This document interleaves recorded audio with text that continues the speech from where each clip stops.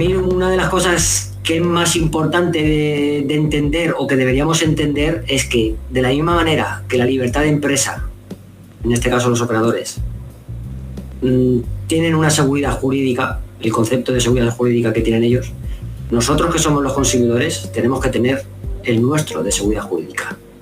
Eso son las dos batallas realmente que hay. O sea, lo que nosotros vayamos a hacer como consumidores viene condicionado por lo que la ley nos deja hacer. Lo que viene a hacer los operadores viene condicionado por lo que la ley les deja hacer. Buenas noches a todos. En esta quinta charla de Winnernotes tenemos el placer de tener a José Ramón, más conocido como Inga en Twitter. Yo creo que todo el mundo que nos está escuchando ahora mismo lo va a conocer perfectamente.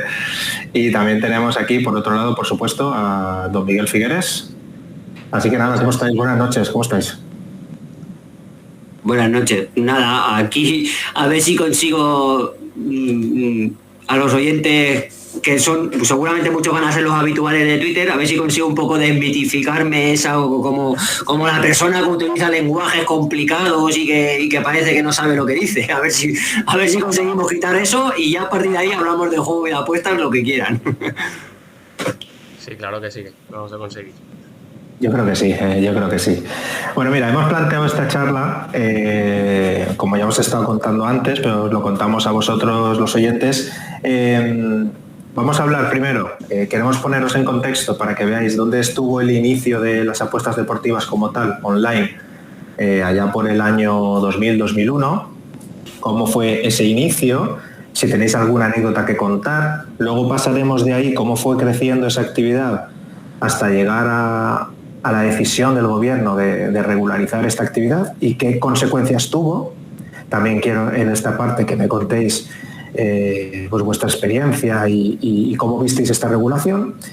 Y luego, estos 10 años que han pasado desde la regulación, desde la creación de la ley del juego hasta el momento actual, cómo ha ido evolucionando el mundo de las apuestas deportivas, que yo creo que todo el mundo que nos está escuchando sabe de lo que estamos hablando, cómo empezaron a hacerse más notorias las limitaciones en las casas de apuestas, cuál podría ser el motivo, si es que vosotros tenéis alguna opinión al respecto, cómo empezaron las batallas judiciales, entre comillas, para intentar hacer valer los derechos del usuario, del apostante, cómo después de ahí las casas de apuestas cambiaron su estrategia y empezaron, en vez de a limitar, empezaron a cerrar cuentas, y cómo, pues, a raíz de todo este embrollo judicial, social, cómo hemos acabado con este nuevo Real Decreto que tenemos actualmente, que entrará en vigor en septiembre, creo, si no me equivoco.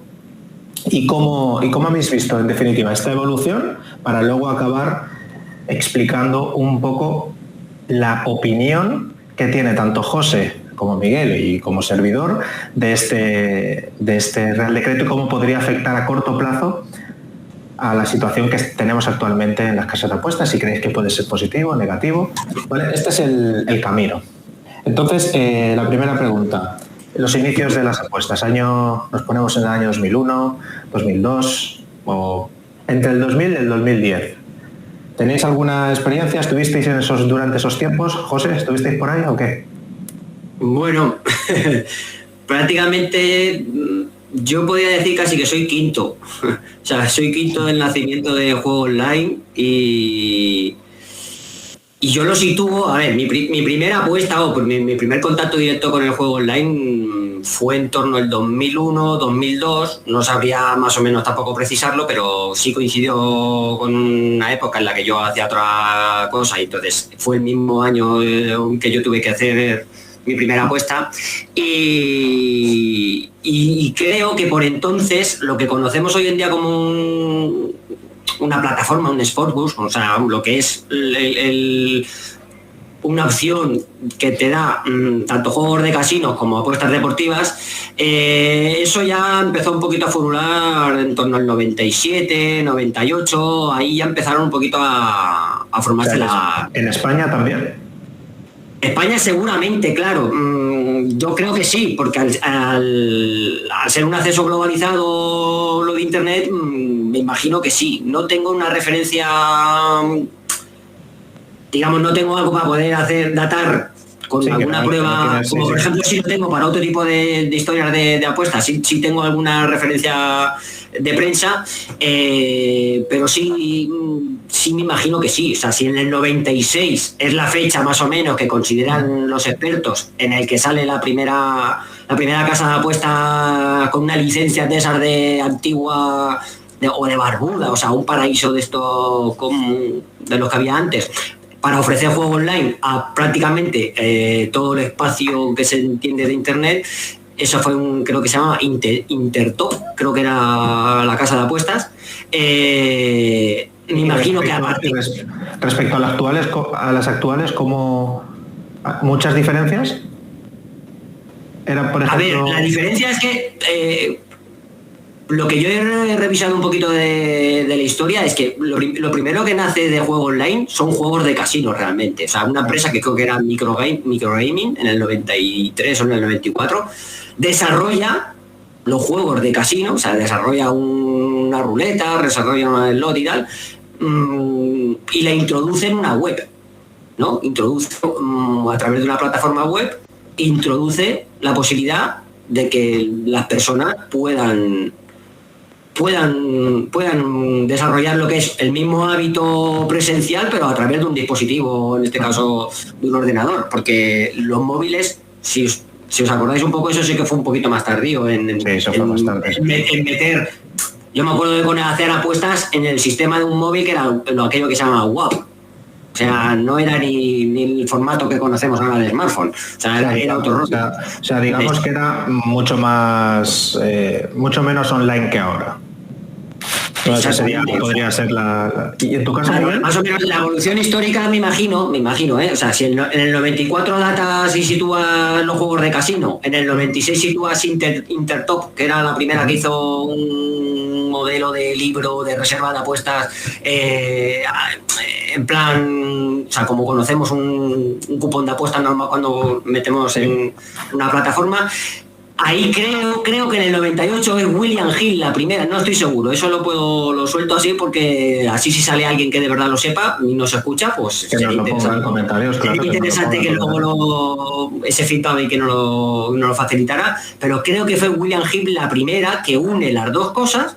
Perfecto. Y ya nos furula en una página como las que conocemos. Igual no, evidentemente, pues no han evolucionado mucho el sistema. O sea, no estaría ni el cash out, ni estarían los parlay, ni estarían muchas cuestiones, ¿no? Pero bueno, más o menos ese es el punto. Yo conozco mi experiencia y fue en el 2001 cuando yo hago la primera apuesta. Y la hago en Bet and Win. Y cuando yo recuerdo esa página era prácticamente parecida a lo que conocimos después en el 2011-2012. Sí recuerdo que había una cosa muy curiosa que era un chat interno dentro de la propia página de Bet and Win, pero el sistema era el mismo, o sea, el mismo que ahora. Podías hacer combinadas, combinar de sistema, podías hacer apuestas simples. Sí, vamos, un poco como había directos, o sea, había live, había retransmisiones, había de todo. Vale. Y ya a partir de ahí, pues a crecer hasta donde estamos. Hasta Web 3, que ya hay cositas por ahí, pero bueno, no estamos autorizados por hablar de todo. En tu caso, Miguel, ¿cómo fue tu primera experiencia? Sí, yo antes de la regulación lo que sí hice fue jugar a póker, que empecé, pues puede ser que fuera 2007 o por ahí, con EducaPoker. Sí, yo creo que fue 2007. Y de las apuestas, la verdad es que nunca me metí en ese mundo, hasta ya después de la regulación, que vi que jugar a póker se complicaba muchísimo. Entonces yo hasta el año 2013 o así realmente no aposté. Ahora, después de pedir derecho de acceso a varias casas, pues veo cuándo me registré por primera vez, y creo que fue en 2013 que me registré en Bet365. Entonces... Antes de eso no conocía nada. Yo sí que tuve una época... Bueno, en el 97 fue la primera vez que utilicé internet en la universidad. Hasta entonces, pues en casa de algún amigo y tal, pero poco. Luego en 2003 fue cuando empecé a jugar a Hat-Trick a raíz de trabajar en un ciber. Me hinché a abrir cuentas de Hotmail a la gente que venía y no tenía cuentas de Hotmail, entonces era una risa simplemente porque la gente no sabía ni siquiera ponerse una contraseña. Y ahí empecé a jugar a Hat-Trick y era pues un poco tipo PC Fútbol, pero con jugadores que no existen. Y ahí pues bueno, fue un poco el contacto con internet ya más constante, pues también en juegos y tal, pero apuestas como tal no hice hasta después de la regulación. Y en el tema del póker, pues sí que tengo la experiencia de Educa Póker y me gustaba mucho, me lo pasaba muy bien. Incluso llegaba a hacerme mis herramientas propias para ayudarme a tomar decisiones más rápido, calculadoras, etcétera. Sí, ya estabas marcando un poco el paso, ¿no? Sí, ya iba un poco por ahí de programar y de hecho tenía un socio en Barcelona que hicimos pues una herramienta tipo Table Scanner que se utilizaba antes para detectar las mesas con fiches, pues lo mismo pero para torneos, para detectar qué torneos eran más fáciles que otros en relación a tu nivel. Y luego pues cuando entró la regulación, pues mi primera experiencia con Hacienda de que me sancionó por los beneficios del póker, aunque tuve la suerte de que en mi caso fue ya en 2013 cuando me pillaron por no declarar, porque nadie sabía tampoco muy bien cómo se hacía, y tributé sobre los beneficios solamente, no sobre las ganancias brutas. Entonces mi sanción fue pequeña, pero claro, en aquel momento para mí fue un golpe fuerte, ¿no? Prácticamente el 50% de lo que había ganado lo tuve que pagar como multa, más aparte la tributación, que igual era un 20 y pico %. O sea que al final me quedé casi con nada de lo que había ganado en 2013. Sí. Esto es una duda, no sé si alguno de los dos lo sabréis. Antes de la regulación, entiendo que se jugaba en casas internacionales. Supongo que lo común era no declarar, o por qué ocurrió tantas... No, hubo muchos problemas con Hacienda. Bueno, no sé si... Sí, yo creo que no se declaraba. Yo para eso creo que necesito un podcast para mí solo. Bueno. Si me pongo a contar ahora toda la odisea... Simplemente es que ¿cuál era el sentir general? Quiero decir que no parecía que fueran como ahora, ¿no? Que todo el mundo sabemos. Mira, es que Fermín, coincide que por aquellos tiempos es que no se declaraban ni las ganancias derivadas de los juegos de loterías.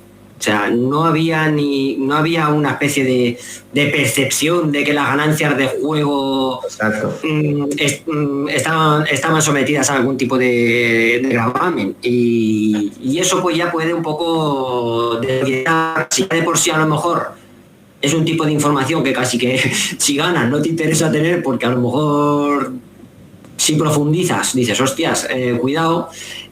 Coincidió que no estaban ni los premios de lotería estaban sometidos a gravamen, pero el juego privado sí tenía que pagar Está bien el punto porque es interesante para luego poder entender la regulación en la que estamos ahora.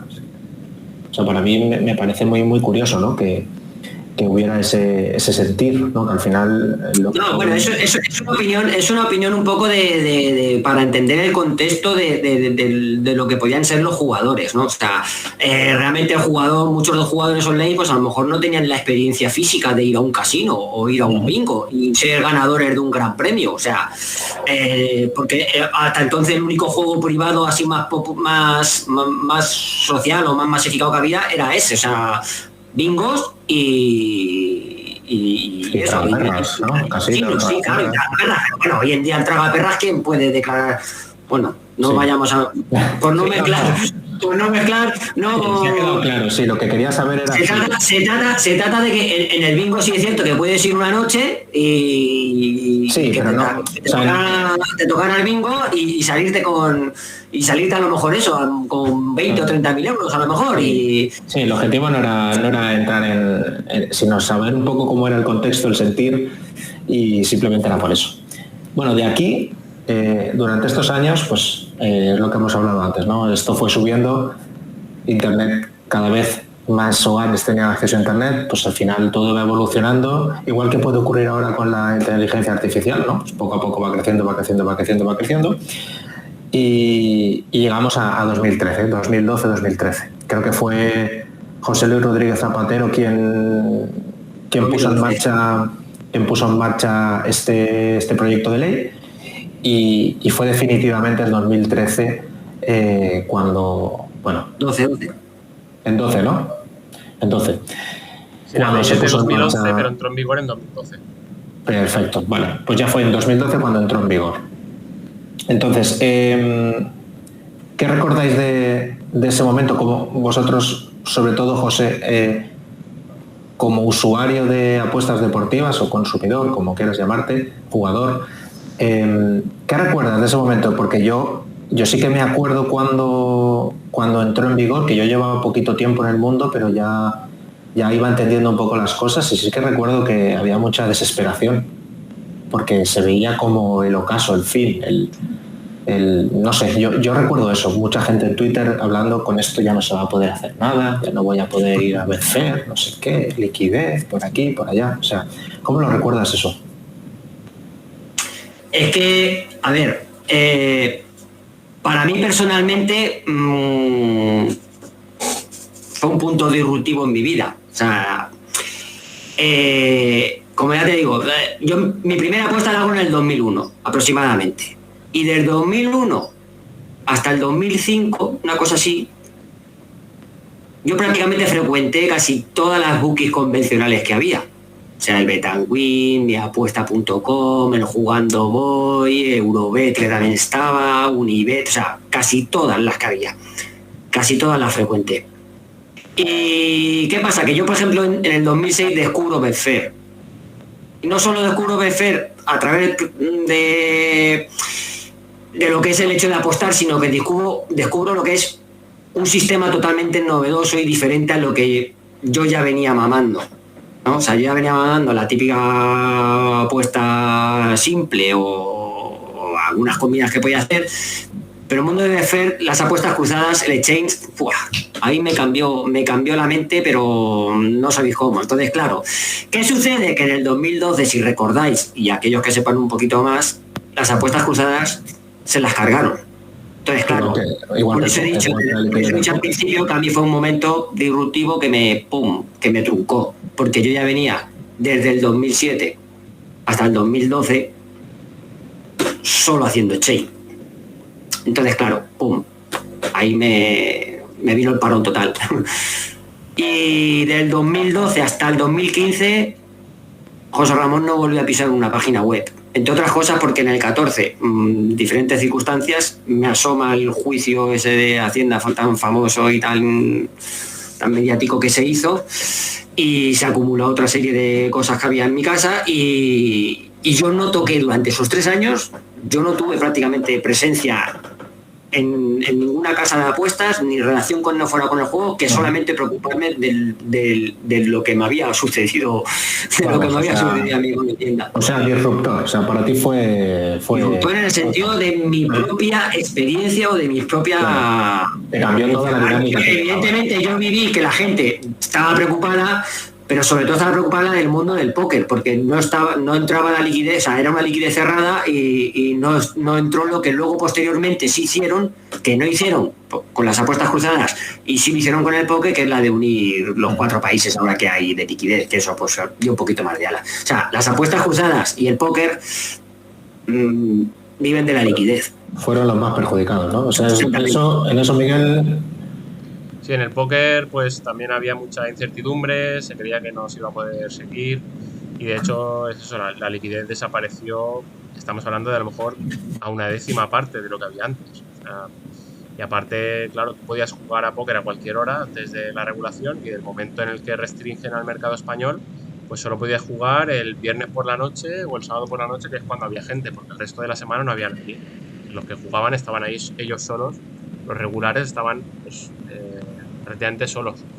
Entonces no había una cantidad suficiente de gente para jugar a cualquier hora. Ahí pues se paró todo, mucha gente se fue a vivir fuera, principalmente a Inglaterra y bueno, de otros países que seguían teniendo acceso al mercado global del póker. Y luego pues está ya el tema de tributación, que mucha gente no sabía qué había que hacer, ni si tenían que tributar o no, cómo, de dónde sacar la información, porque claro, quieras que no, pues casi todo el mundo No juega era a el PokerStars, pero mismo, tenías PokerStars 888, no era el mismo tenías... internet que ahora, que tú ahora te eh, metes en Google y... claro. Y bueno, y a raíz de ahí, pues fue cuando yo también paré de jugar a póker prácticamente, menos algunos torneos, que justamente los pocos torneos que jugué, luego me pasó eso.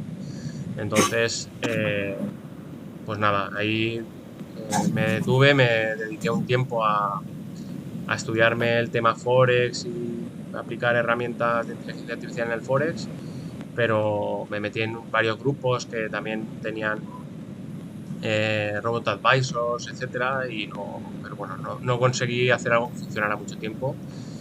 Y luego ya fue cuando empecé a apostar en 2013 a raíz de un amigo que me decía que ganaba apostándole a un chaval que se llamaba Cameron Norrie en aquel entonces, que jugaba ITFs, Hostias. y Y ahora mira, llegaba a estar en el top 10.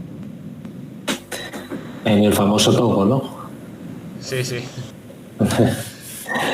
Bueno, vamos, clarísimamente fue un cambio. Fue un cambio grande esa ley, no solo para vosotros, creo que un poco para todos. A mí en mi caso no me tocó mucho porque ya te digo, yo acabo de conocer el mundo del juego. De hecho, a mí me pasó un poco parecido como a José Ramón porque yo empecé a conocer el mundo de las apuestas gracias a un libro que se llama Cómo ganar dinero apostando, que te explicaba, Ganar en las apuestas para dummies se llamaba, que te explicaba cómo funcionaba el exchange de Betfair. O sea, era un libro patrocinado por Betfair. De hecho, te daban, en las últimas páginas, te daban un bono de 20 euros o algo así para iniciarte, ¿no?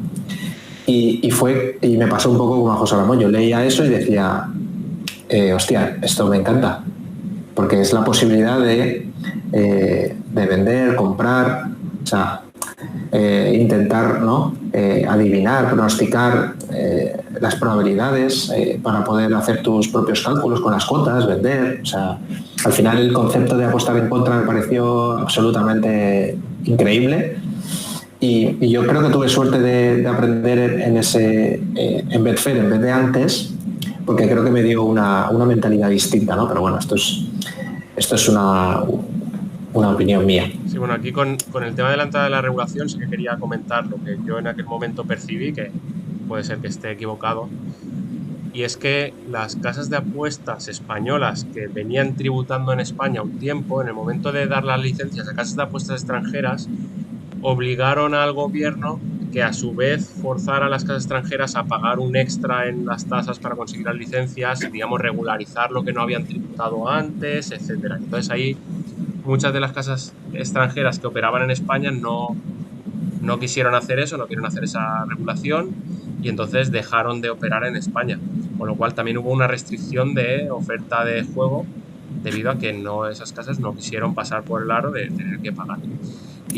Y bueno, me resultó también muy impactante ver que un ministro del PP, en este caso Rafael Català, estuviera tan metido hasta el punto de que luego, no sé si estuvo en Codere, no sé si como asesor o contratado directamente por Codere.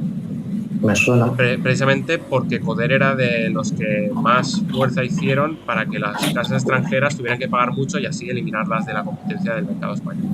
Entonces, pues bueno, me llamó mucho la atención ya que alguien que había sido ministro, que tan alto en la política, se metiera ahí.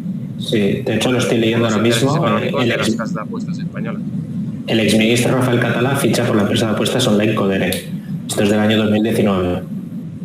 Sí, bueno, eso yo creo que fue en 2014, 2015, que Català ya empezaba a ayudar a Codere porque eso fue bastante después de la entrada de la ley del juego, que Codere seguía pidiendo que las casas de apuestas no habían pagado suficiente para ver si eso se arrancaba. Y bueno, me llama mucho la atención ese movimiento y bueno, como más movimientos que han pasado después, pero ese en concreto es como mi primera decir, ostras, que aquí esto realmente es política. Ajá. No, muy bien, sí. De hecho, bueno, podemos recordar que ahí el juego, entre otras cosas, corregirme si estoy equivocado, pero obligó a las casas de apuestas digamos, a pagar impuestos en España. Las que querían ejercer su actividad aquí les dijo, oye, vale, muy bien, me parece fenomenal, tú quieres ejercer tu actividad aquí, tienes que pagar una licencia, unas tasas y además pagar los impuestos aquí, ¿no? Creo que es importante para entender un poco lo que está ahí en aquel explicando. entonces, pues las casas de apuestas tenían, o sea, estaban su residencia fiscal fuera de España y muchas de ellas estaban en Gibraltar. Porque Gibraltar tenía ya buenas condiciones, estaban casi en España, pero no estaban en España. Y luego ya pues tuvieron que abrir pues una empresa en España y pues en diferentes ubicaciones, y al final pues ahora han acabado pues, por motivos fiscales en Ceuta y Melilla, creo. Sí. Vale, pues bueno, explicado un poquito qué supuso en general esta entrada en juego de la ley, llegamos a uno de los primeros problemas, al menos desde mi punto de vista que yo recuerde, que fueron el tema de las limitaciones, ¿no? Lo que ocurrió es que pasaron los años y las casas de apuestas, pues, a ver cómo digo esto, pero bueno, las casas de apuestas, digamos que se reservan el derecho de poder cerrar o, bueno, limitar las cantidades que los jugadores podían apostar, ¿no? En aquellos tiempos, ¿no? Y esto pues empezó a suponer un problema, ¿no? Un problema que acabó en los juzgados. Entonces os estoy hablando, os estoy dilatando en el tiempo. Y este fue el primer problema que hubo de las casas de apuestas. Después, como digamos que Eduardo en el último podcast nos dijo que realmente el caso no estaba ganado 100%, o sea que no se puede decir que se ha ganado 100% el tema de las limitaciones, pero bueno, las casas de apuestas optaron por pasar por las limitaciones y empezar a cerrar las cuentas de los usuarios. ¿Vale? Digamos que este es el momento actual en el que estamos, ¿no? Hemos pasado de que nos limiten, entre comillas, ganar en los tribunales, y ahora han decidido pegar otra vuelta de tuerca y cerrar las cuentas de los jugadores. Entonces esta es la situación actual. A ver, yo en esto no sé qué, le comentaba antes a José qué experiencia tenías, y a él le habían cerrado, ¿no?, los sportsbook. Es que sé que empecé cuando me cerraron, me limitaron a mí, pues sí que me dejaban seguir apostando en el exchange, pero claro, la liquidez aquí era muy pequeña. Pero sí que quiero decir que pues aquí en España, no sé si en otros países será igual o no, pero antes de las limitaciones lo que había era mucha gente haciendo tipo matchet betting, de manera que a partir de bonos sacaban mucho dinero, y ya pues había gente haciendo pues la trampa de abrir cuentas a nombre de amigos, familiares, aprovechar bonos. Entonces era el negocio estaba en explotar bonos. Yo llegué ya después de eso, porque a mí el que me introdujo en las apuestas ya me explicó que a él le habían limitado alguna vez, y bueno, y yo ya cuando empecé a apostar yo ya sabía que me iban a limitar. Entonces eso fue en 2013, ya se sabía. En 2013 cuando a mí me explicaron esto ya se sabía que había limitaciones a los que pues, conseguían ganar dinero de una manera recurrente. Y pues bueno, luego ha sido un camino largo porque va muy lenta la justicia, pues por unos motivos o por otros, porque las propias casas también hacen que se alargue, porque van a recurrir, van a dar toda la guerra que puedan, y nada, entonces hasta 2019, que creo que fue la primera sentencia a favor de los usuarios, pues ha pasado mucho tiempo, y en todo ese tiempo, y aquí es donde creo que José nos puede aportar, se fueron estableciendo herramientas, desarrollando los reales decretos que desarrollaban la ley del juego de control del juego. En un primer lugar, para controlar la actividad de las casas, de cuánto dinero ganaban realmente las casas, y así poder controlar que tributaban lo que tocaba, e indirectamente pues cuánto dinero ganaban los jugadores. Que los primeros reales decretos que montan todo el sistema de información que las casas tienen que aportar, si no me equivoco, son de 2012, y luego 2014. Sí, bueno, voy a intentar, voy a retroceder un poquito en la cronología otra vez para resaltar una cosa importante. O sea, la regulación siempre es buena. O sea, hemos podido plantear en plan, ha podido quedar una imagen como que, joder, han regulado esto y se han cargado el chiringuito. No. La regulación siempre es buena. ¿Y por qué es buena? Porque una de las cosas que trae es que al otro lado del mostrador, a los consumidores, nos brinda, entre comillas, esa seguridad jurídica que se necesita. ¿Para qué? Para que si tienes un problema haya alguien detrás o haya algo detrás a lo que puedas agarrarte para poder exigir y reivindicar tus derechos. Entonces la regulación, entre otras cosas, lo que mejor trae es ese especie de entorno, un entorno regulado en el que cualquier participante tiene unos derechos, tiene unas obligaciones que tiene que cumplir y en caso de tener algún tipo de conflicto, pues tiene una serie de herramientas a su disposición para poder acudir a un juzgado y poder reclamar. Esto nos viene bien para introducir que efectivamente las limitaciones o las restricciones en España, gracias a nuestro ordenamiento jurídico y gracias a nuestra ley general de esta que hay de consumidores, porque no hay que olvidarse nunca, jamás, que los usuarios en España de juego online son todos, absolutamente todos, consumidores. O sea, eso de que hablemos de profesionales de las apuestas y tal, a ver si alguien se atreve a decirnos cuando escuchen cuando nos escuchen, a ver si alguien nos atreve a decir dónde están los profesionales del juego. Profesionales cuyas ganancias sean su hecho imponible como tal. O sea, no un profesional pronosticador o un profesional del póker que tiene contratos de patrocinio o de marketing con determinadas. No, las ganancias derivadas de sus contratos de juego y de apuestas. Eso, a ver si hay alguien que viene y nos dice, bueno, el que está familiarizado con las sentencias ganadas sabe de sobra que eso han sido alegaciones estériles que han hecho todos los despachos de las casas de apuestas y a efectos legales somos todos consumidores. Entonces, la regulación que nos trae, seguridad jurídica para los consumidores. ¿Cuál ha sido luego el recorrido? Pues realmente el recorrido que siempre han tenido las casas de apuestas. Las casas de apuestas, como viene con esa tradición anglosajona de su forma de entender los negocios, o sea, y de su forma de tratar a los usuarios y a los consumidores, su manera de maximizar los beneficios siempre ha sido discriminar. O sea, siempre ha sido jugador que se pasa de listo, jugador que va fuera. Empiezan por restringir. O sea, empiezan por si antes podías apostar 100, pues luego 50. Y, o sea, lo que se conoce como el factorizaje, reducir el que te dejen un factor de proporcionalidad a la cantidad que tú puedas meter hasta que te reducen al 0,01, creo que es. O sea, que solo puedes apostar €1, como sucede en algunas. Y esa ha sido siempre la estrategia de ellos. ¿Qué es lo que pasa? Que en España nuestro ordenamiento jurídico es totalmente... En ese sentido les jode, entre comillas, su manera que tienen de hacer relaciones comerciales que ellos entienden que son legítimas. Claro, son legítimas.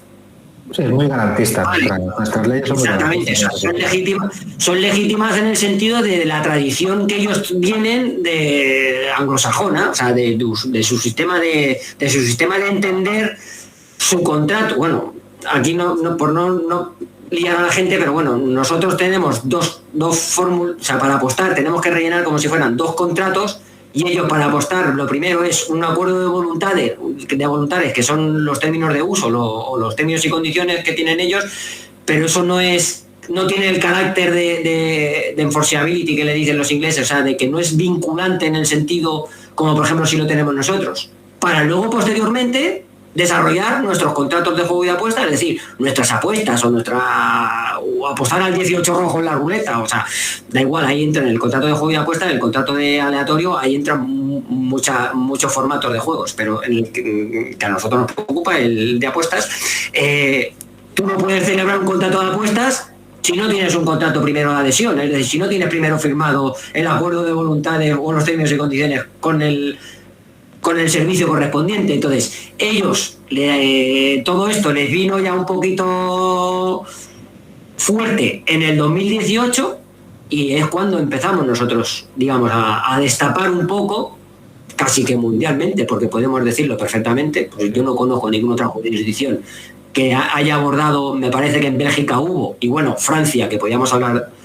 Francia ha sido una cuestión que yo lo que no entiendo es cómo por ejemplo eso no se ha percatado nuestro regulador, porque prácticamente tenemos el mismo tipo de ordenamiento jurídico. O sea, las razones que ha esgrimido Francia para decir que no se puede limitar a un consumidor son exactamente las mismas que tenemos aquí, aunque allí tengan un concepto distinto del tema de márgenes en las líneas y todo eso que no habría que explicar porque nos vamos a enredar un poco más, pero el hecho de decir tú no puedes discriminar a un consumidor, o sea, si a un consumidor le aceptas una apuesta de 50 euros, al otro se la tiene que aceptar igual. Punto. Esa quizás es la forma más fácil de entender. O sea, tú no le puedes vender a alguien a un precio que al otro, por pagarte el mismo precio, no se lo quieren. Cuando tú lo estás ofertando, digamos, al público en general. O sea, no es que tengas una relación comercial, o sea, no tienes unas condiciones específicas o particulares de contratación, tienes unas condiciones generales de contratación, que es otro concepto de hacer los negocios. Entonces, la seguridad jurídica que nos genera en el 2012, aunque ellas seguían restringiendo, y sobre todo restringiendo cierres de cuentas, yo no recuerdo, seguían restringiendo.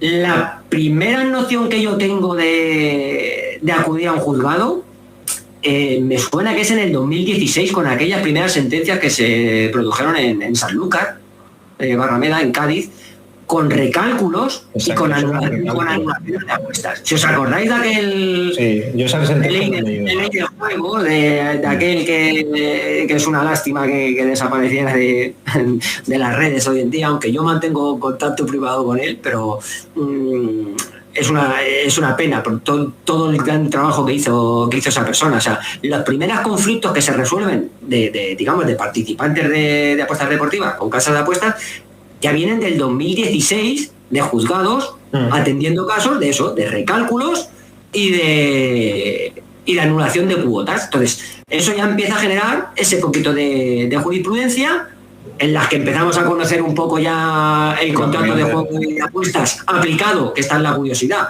el contrato de juego y apuestas aplicado a una cosa como los mercados deportivos, que es, digamos, un tipo de negocio jurídico en el que todo el mundo sabe que lo que se está negociando ahí, ese precio de contrapartida, ese fixed, como dicen los ingleses, es una probabilidad o es una estimación que es la que determina ese precio, que al ser subjetiva, joder. Y aleatoria, que es lo esencial. Sí, claro, aleatoria porque es un contrato aleatorio, pero igual que no es un contrato de opciones, o igual que no es cuando tú firmas acciones, que no sabes si van a subir o van a bajar.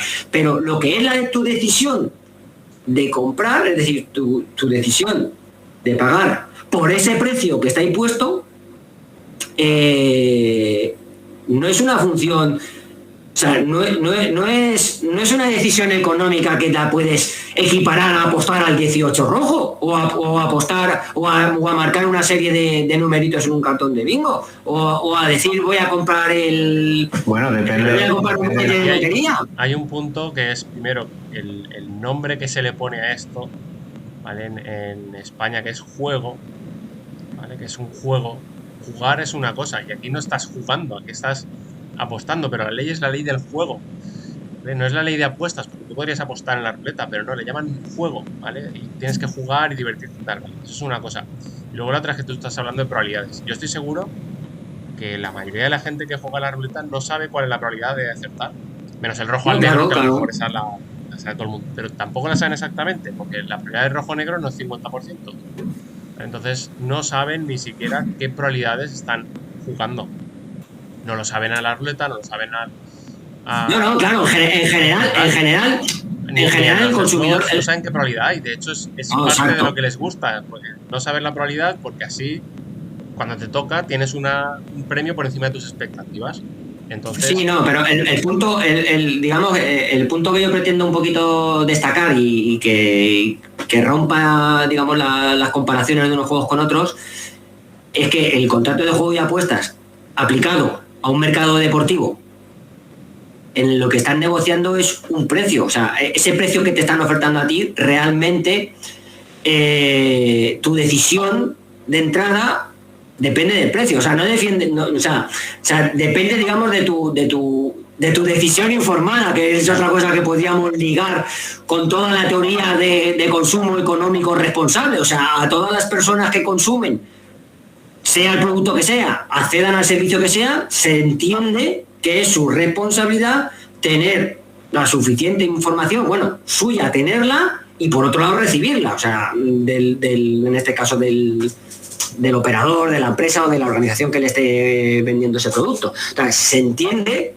que aunque las personas no sepan que las probabilidades de par impar o de un numerito, no se sepan las probabilidades, los mercados de apuestas no funcionan así. O sea, tú no apuestas en el 18 rojo en un momento concreto, apuestas antes, pero sin embargo en las apuestas puedes ver un precio, o sea, puedes ver una probabilidad y decir, pues no me gusta, y no entras. O sea, me refiero que el hecho de incentivar ese acto de consumo depende totalmente de un elemento de ese contrato que no tiene parangón con ningún otro contrato de juego, de ningún otro tipo de juego. ¿Por qué? Porque, como todo el mundo sabe, su analogía más directa es la de los mercados financieros, es decir, la de determinados productos que se negocian en los que hay oferta y demanda, y esa oferta y demanda acaban modificando los precios de consumo. Entonces, esto es un contrato aleatorio que nosotros hemos, digamos, heredado de ese 1889, porque los que estáis leyendo sentencias todos los días lo estáis viendo. O sea, el contrato de apuestas del Código Civil de 1889. Y en 1889, lo más parecido que había una apuesta era ir a un hipódromo a hacer un trote, o sea, o apostar o hacer una traviesa de pelota vasca. O sea, es que no había lo que se conoce como fixed, ni aquí, ni prácticamente seguramente en ninguna parte del mundo. Y casi todas las partes del mundo, cuando han regulado las apuestas deportivas, se han basado en una definición de contrato de apuestas que, seguro que si lo revisan, llegarían a las mismas conclusiones de hasta aquí. Bueno, pues José, eso, a raíz de lo que comentabas de tomar decisiones informadas, hay una contradicción dentro de las propias casas, que fuiste tú el que me la enseñaste, y es que muchas casas tienen en sus blogs o en su ayuda o en su información como si fueran incluso cursos de apuestas, o te enseñan a apostar a que ganes dinero, o qué tienes que hacer si quieres apostar a tenis, o cuáles estrategias de apostar a fútbol, etcétera. Sin embargo, luego cuando ganas, pues no les gusta. Entonces ahí hay una contradicción en las propias casas, y a raíz de que me lo dijiste empecé a guardar esa información por si acaso la tenía que utilizar, porque en muchos casos es muy curiosa. Incluso guárdala a ver si algún día hay que enseñársela a los dos operadores españoles por excelencia que hay en presencial y online. Sí. Porque quizá ahí los se sonrojarían un poco, porque eso es irrefutable, ya lo has visto. Sí, eso es irrefutable totalmente. En concreto, incluso Sportium te recomendaba la martingala, básicamente. O sea que bueno, eso ahí es para que pierdas, pero luego sí que había otras veces que te decían, no, pues tienes que informarte, tienes que hacer este tipo de apuestas. Cuando apuestas a tenis, pues piensa que no solo es apostar al favorito, no sé qué. Entonces te van explicando, sin embargo luego no quieren que ganes. Y ahora utilizan mucho esa herramienta de que, bueno, es que tú juegas con una ventaja con respecto al resto de usuarios. ¿Pero qué ventaja? Si yo no estoy apostando contra el resto de usuarios, estoy apostando contra ti. Entonces, ahí está esa contradicción, y por eso considero que las casas de apuestas de contrapartida, si no les gusta, pues que abran un exchange. Porque al final estamos apostando contra ellas, no contra otros usuarios. Sí, bueno, eso si no les gusta, digamos, la manera en la que tienen que someterse ellos o exponerse a riesgo de contraparte, en este caso, como dicen algunos, de selección adversa, es decir, que te entre un cliente que sepa más de tú, del precio que tienes puesto, que no el que tú quieres venderlo, es tan sencillo como que cambia el precio, ya está.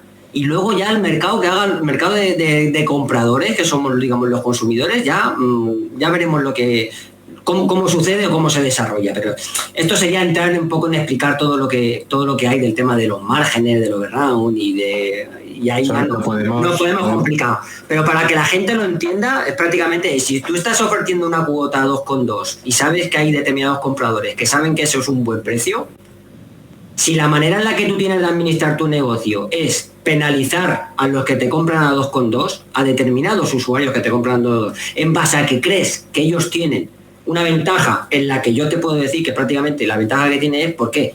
Que están informados, simplemente, que están decisión informada. Ellos sabrán, tendrán sus modelos, sus historias para saber que eso es un buen precio. No ofrezcas 2,2, ofrece 2 y ya está, y prueba a ver qué es lo que pasa. Pero ofrece 2 después de que apuesten, porque ahora también está... Sí, bueno, claro, o de entrada, no ofrezcas una línea. Claro, aquí algunos es donde se me echan. Es que ahora hay muchas cosas. No ofrezcas una línea, no ofrezcas un mercado con un 96 de payout y métete un 90 y te cubres un poquito. Y prueba a ver, claro, en 90, muchos mercados, como sabéis, es muy difícil. Hay algunas casas, yo te diría, hay una casa española que lo hace ya, unos payouts. Sí.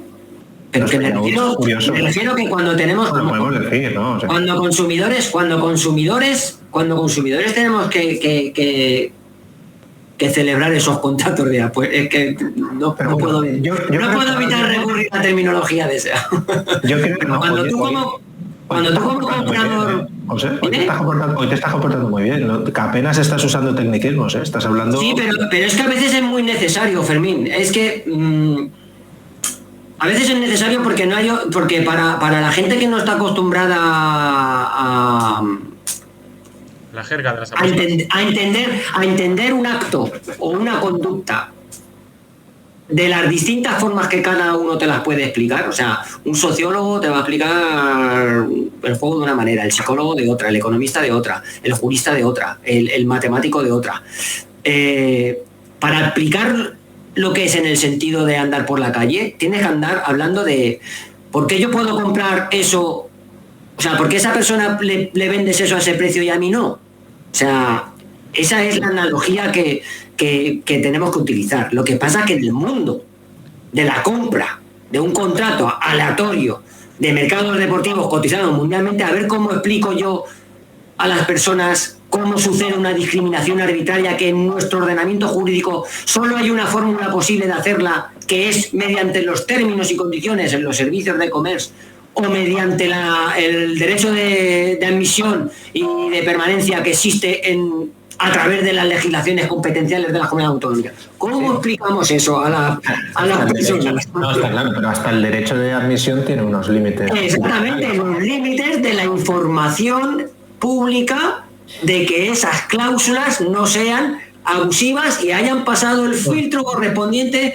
En el caso de las competencias autonómicas, el filtro correspondiente de la Comisión de Consumo o el que le toque de turno de la consejería de esa comunidad, pero en el caso de actividades online, de comer y de juego, que es lo que se nos aplica, son los términos y condiciones. Está claro. Esas son las condiciones generales de contratación. Entonces, si tú tienes que limitar para que no se produzca discriminación y arbitrariedad, que eso es un abuso, porque es un abuso, porque en el fondo lo que estás diciendo es que estás tratando a dos personas de manera distinta, con lo cual eso es contrario a nuestro derecho. Es contrario incluso ya no a nuestro derecho, digamos, a la igualdad de trato de la ley, de la Constitución, el artículo 14. Ya es que en general derechos universales, casi.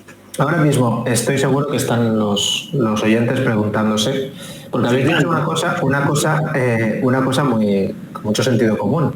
Vamos a ver si la cuota que ofreces, por el motivo que sea, ¿no? Habéis dicho, acaba siendo, o sea, que no está bien puesta y hay otros usuarios que se aprovechan, tienen ventaja o se aprovechan de ella porque tienen información propia, no información... Exacto. ¿Por qué no la avalan? O sea, siendo tan sencillo, ¿por qué no lo hacen? ¿Cuál es vuestra opinión? 30 segundos tenéis para contestar. ¿Por qué no lo hacen? Es muy sencillo. Por la configuración del mercado competitivo online que hay en esta jurisdicción. Explica eso, no te he entendido. Vamos a ver, no la bajan porque hay 42 operadores dando apuestas, ¿no?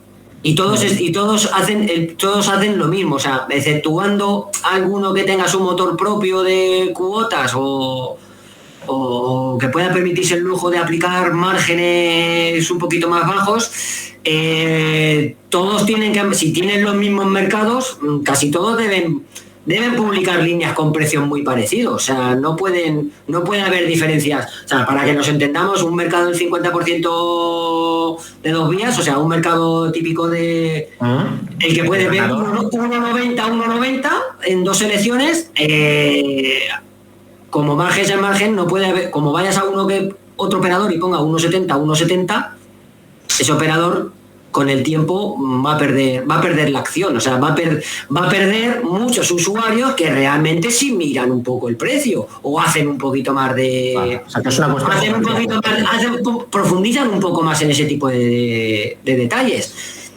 Aquí también sería importante saber cómo funciona el tema del arbitraje y tal. Y cómo las casas ponen las cuotas, porque esas cuotas, muchas casas no son propias, no son cuotas propias de la casa, sino que son compradas a un proveedor y el proveedor ve más cosas, ve el dinero que entra en diferentes casas, entonces no mueven la cuota porque en otra casa a lo mejor no está entrando ese dinero.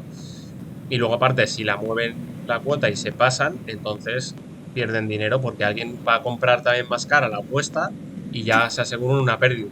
Digamos que están perdiendo en un partido en concreto a corto plazo. Sin embargo, a largo plazo es muy difícil perder siendo una casa de apuesta. Entonces, lo que pasa es que ellos quieren ganar en cada mercado que ofrecen. Y de ahí que no quieran mover tanto sus cuotas como deberían. Luego, aparte, hay otra cosa que a mí me llama muchísimo la atención y es que hay determinadas casas y que encima son las más grandes que siguen manteniendo sus cuotas en relación a unas fracciones que están detrás de esa cuota, porque la cuota 1,83 es pues 11/12, ¿no? Entonces,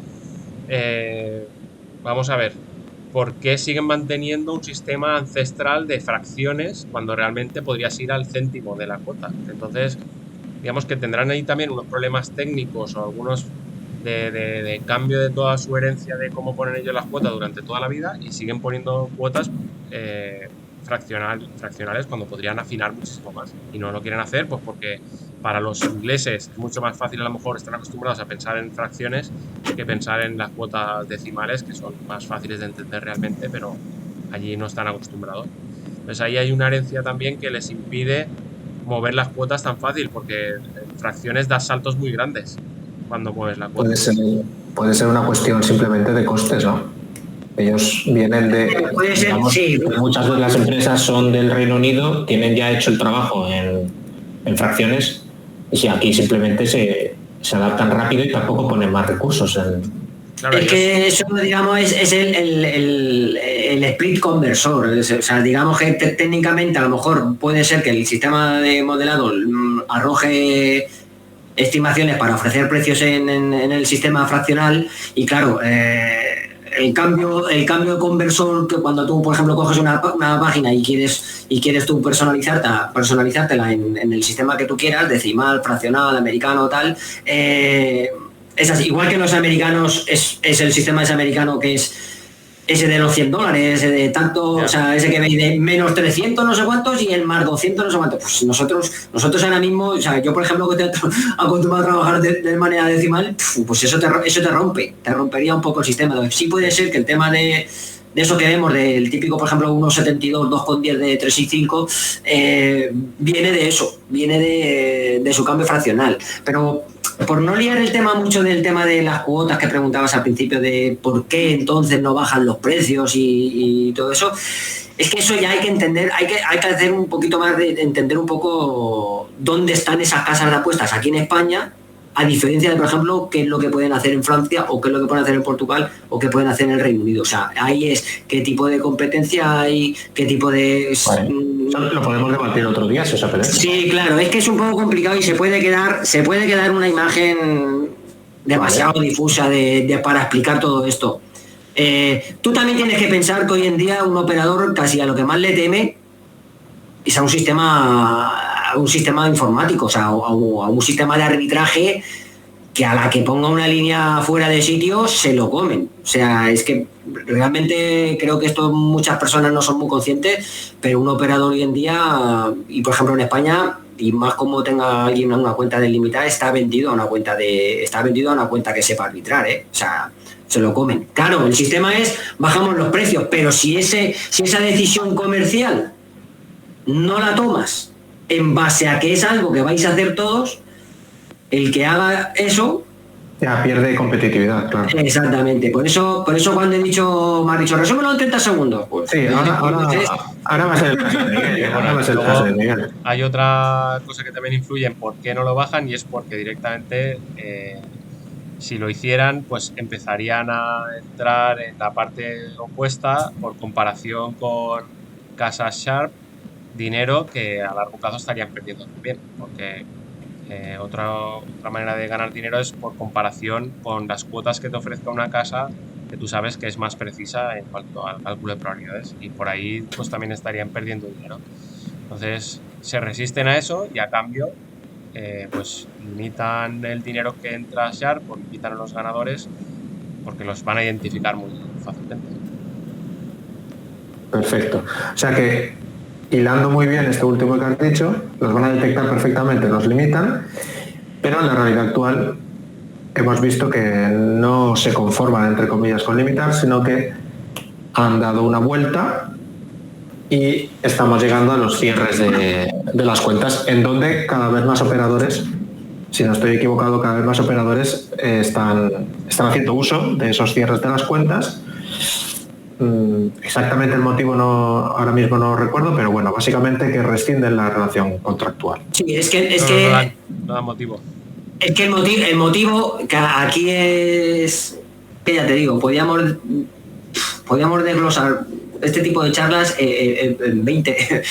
Pero bueno, hoy estamos el motivo general, o sea, pues el uso que hacen, entre comillas, que no queda bien, pero el uso motivado que hacen para rescindir unilateralmente el contrato de usuario de juego es basarse en esa, yo lo llamo que es serendipia, ¿sabes? Cuando me refiero a serendipia me refiero a que encontraron un resquicio legal que supongo que se le ocurriría a quien se le ocurre casi todas las ideas para yo creo que el oyente lo sabe. Recurrió al 85.4S que hay de la Ley General de Consumidores y Usuarios, que viene a establecer no un principio de motivación como conocemos de que tú tienes que rescindir en base a esto, no, basándose en un sentido de la legitimidad que tiene un servicio de lo que sea para rescindir unilateralmente un contrato de adhesión, porque no olvidemos que nuestro contrato de usuario de juego es un contrato que, aunque tiene sus especificidades, también pertenece al derecho de los consumidores. Entonces se basan en esa cláusula en la que dice no, es que la duración del contrato en ningún sitio se establece que es indefinida, con lo cual nosotros, avisándote con estos días de antelación que se creen más que suficientes, no te tengo por qué decir por qué te cierro, más que simplemente aplicar ese articulito concreto para cerrarte la cuenta. Punto. Entonces, claro, el usuario se queda, vale, joder, pero motívamelo. ¿Por qué me has echado? ¿Qué he hecho? Claro, el usuario no ha hecho nada. El usuario no ha hecho nada. El usuario, bueno, a ver, sí es cierto que, claro, habrá usuarios que pueden haber hecho algo, o que hayan detectado que trabajan con bots, o sí, que hayan detectado que... Hablamos de las personas normales. Pero me refiero, exacto, hablamos de una persona que sí, que es cierto, que pueda ser un consumidor avispado, experto, aventajado, me da igual cómo lo quieras poner, pero nunca un profesional. Eso es clave. O sea, nunca es un profesional, que eso es lo que ellos se escudan. No existe, es que esa figura no existe. Exactamente. Pero es un consumidor, por eso me gusta mucho utilizar el concepto que hay en general para cualquier actividad de consumo, que es la decisión informada. O sea, bueno, de hecho es que para ir por la vida tienes que ir tomando decisiones informadas, ¿no? Pero bueno, aplicada a una conducta de juego, mucho más todavía. O sea, tú no solamente se trata de... O sea, el concepto de decisión informada no es...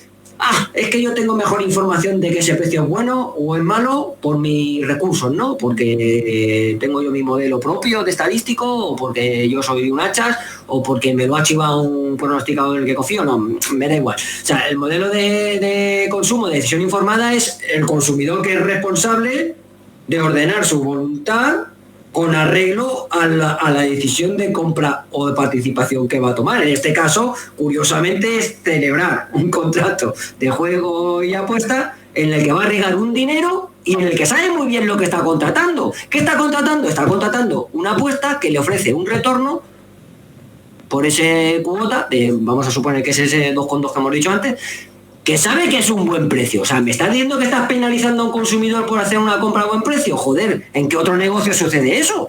En ninguno.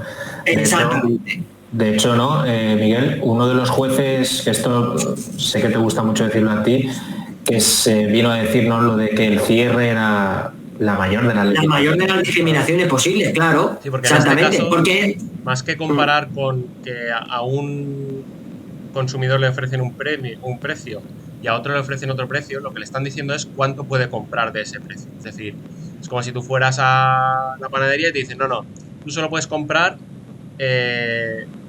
50 gramos de pan, porque vienes a comprar aquí el pan que sabes que yo gano menos.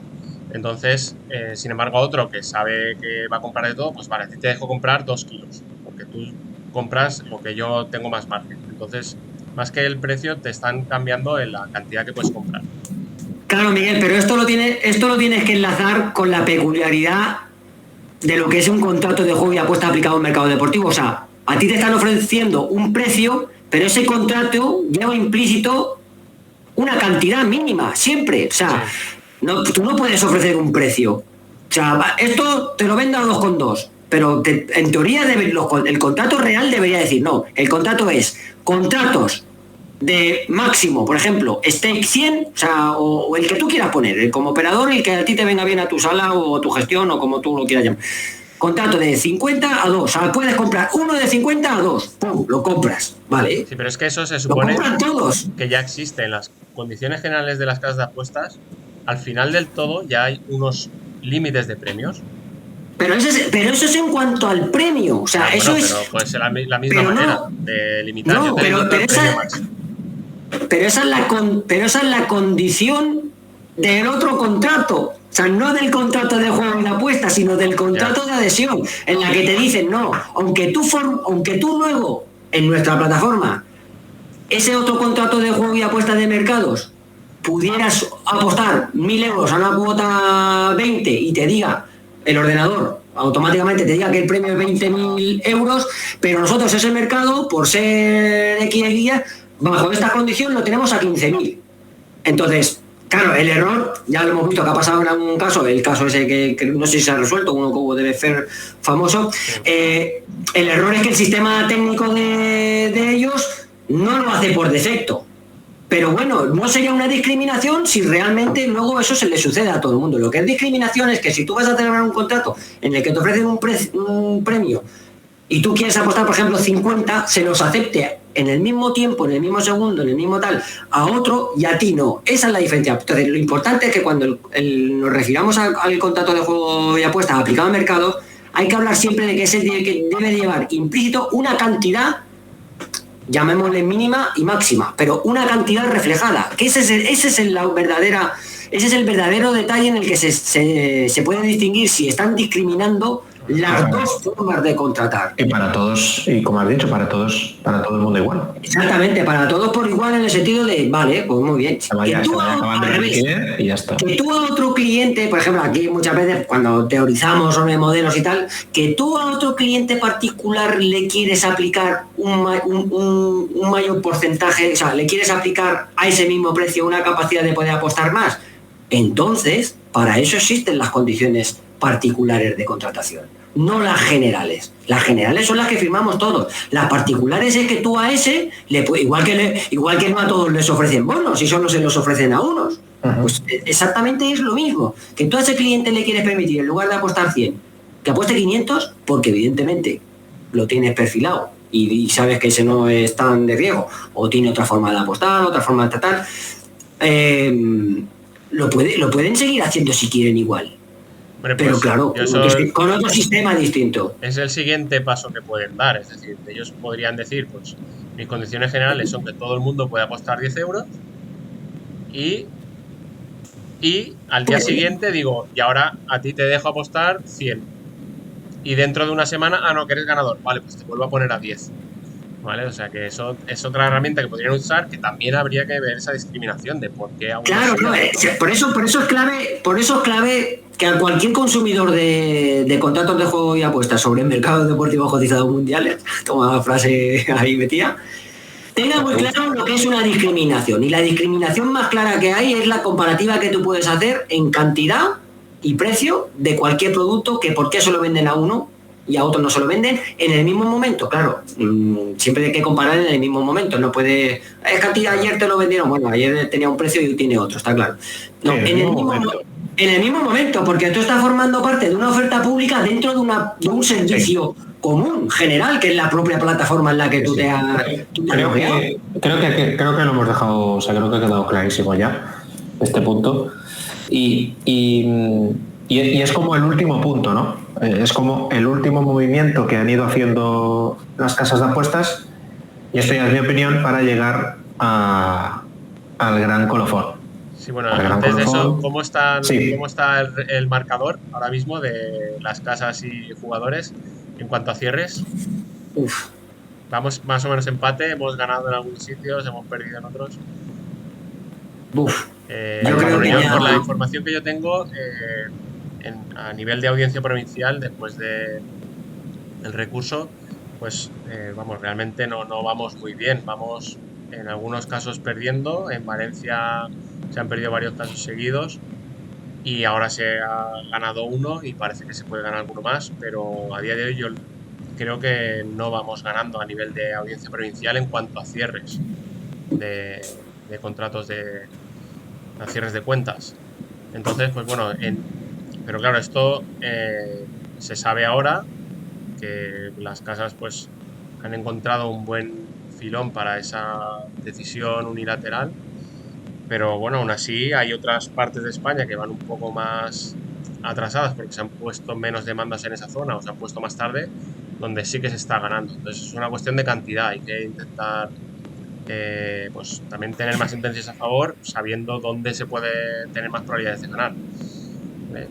Y luego también el tema de no recurrir sentencias perdidas en primera instancia, porque siempre es más difícil que un juez contradiga a otro juez, aunque pueden cambiar de opinión, pero siempre habiendo tantas demandas, siempre es mejor recurrir, que sean las casas las que recurran y no ser los usuarios, aunque los usuarios evidentemente van a querer que se recurran. Y bueno, dicho esto, pues sí que pasamos a la última herramienta que se puede poner en marcha a partir de septiembre, que es la aplicación del Real Decreto de Entornos Más Seguros de Juego, que ya se pusieron alegaciones el año pasado, que me consta que José escribió también un buen argumentario. 83 páginas. Bueno, pues más que yo.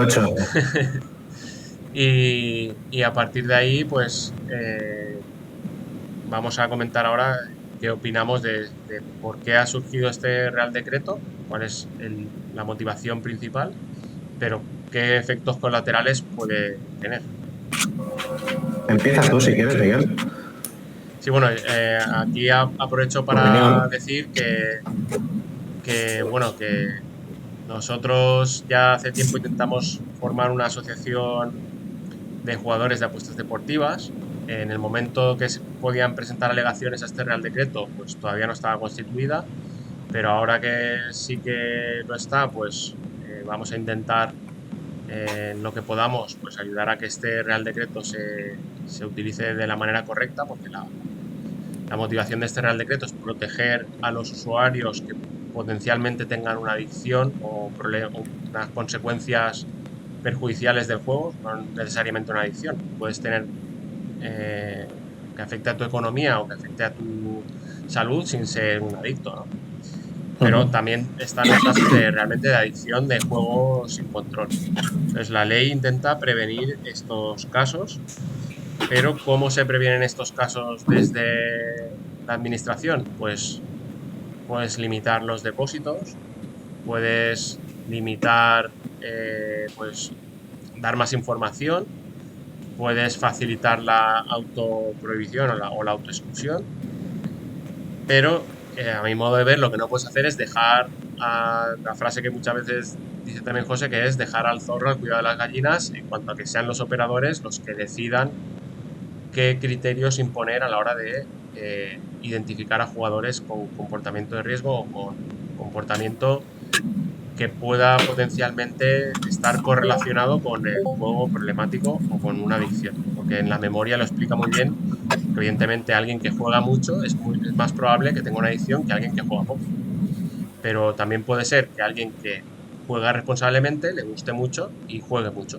Entonces tú no puedes establecer 100% que alguien que juega mucho tiene una adicción. Entonces estarían pagando justo por pecadores en el aspecto de que estarías eliminando del juego a alguien que pues, no tiene ese problema. Que es a los que intentamos representar desde la asociación de jugadores, que si hay 1,5 millones de jugadores en España, pues que hay un porcentaje que realmente sí tiene un problema, pues hay otros jugadores que no lo tienen y que están viendo afectados sus derechos en el aspecto de que se les puede estar restringiendo la oferta en algunos operadores por algo que no tiene una motivación.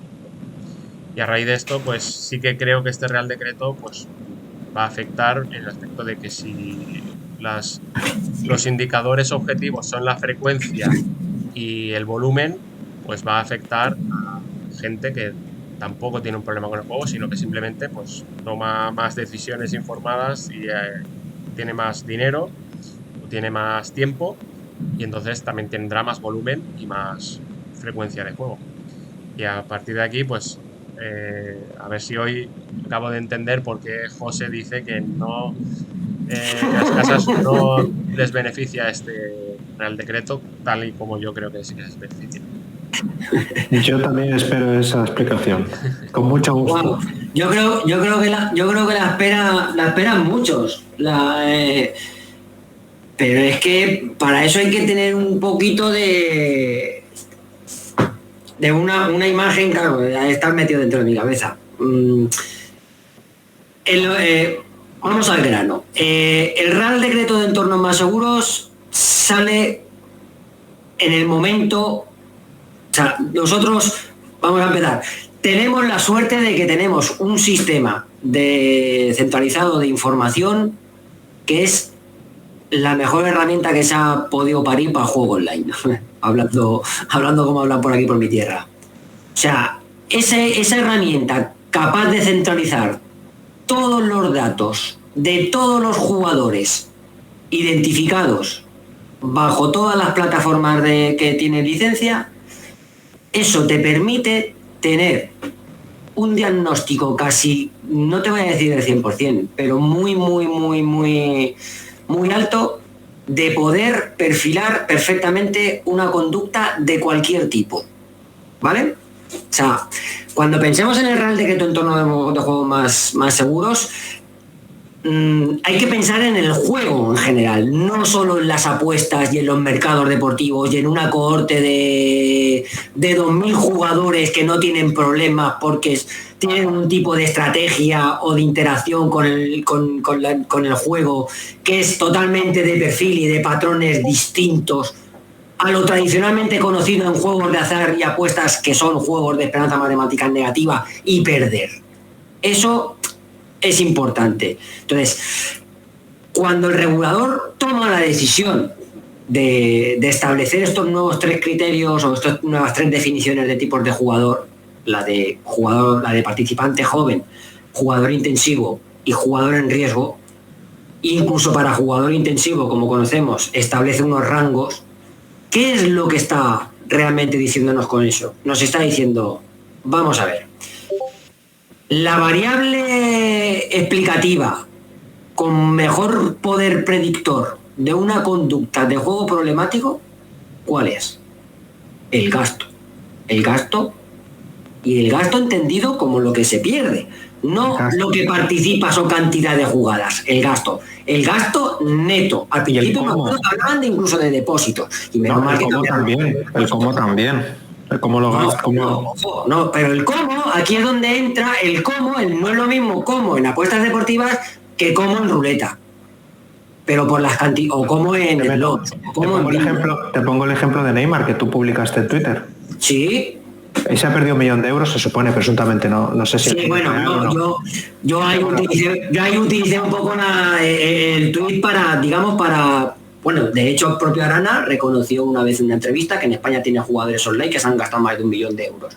Claro. Y lo soltó y lo dijo y está ahí grabado y ahí está la biblioteca. Si tú no tienes un problema y tu poder económico te lo permite... Ahí está, pero es que para eso es la definición de jugador intensivo. Y para eso se utiliza un rango. Pero es que Neymar en España hay 2, 3. O sea, personas que puedan gastar más de 1 millón de euros en juego online y lo estén gastando...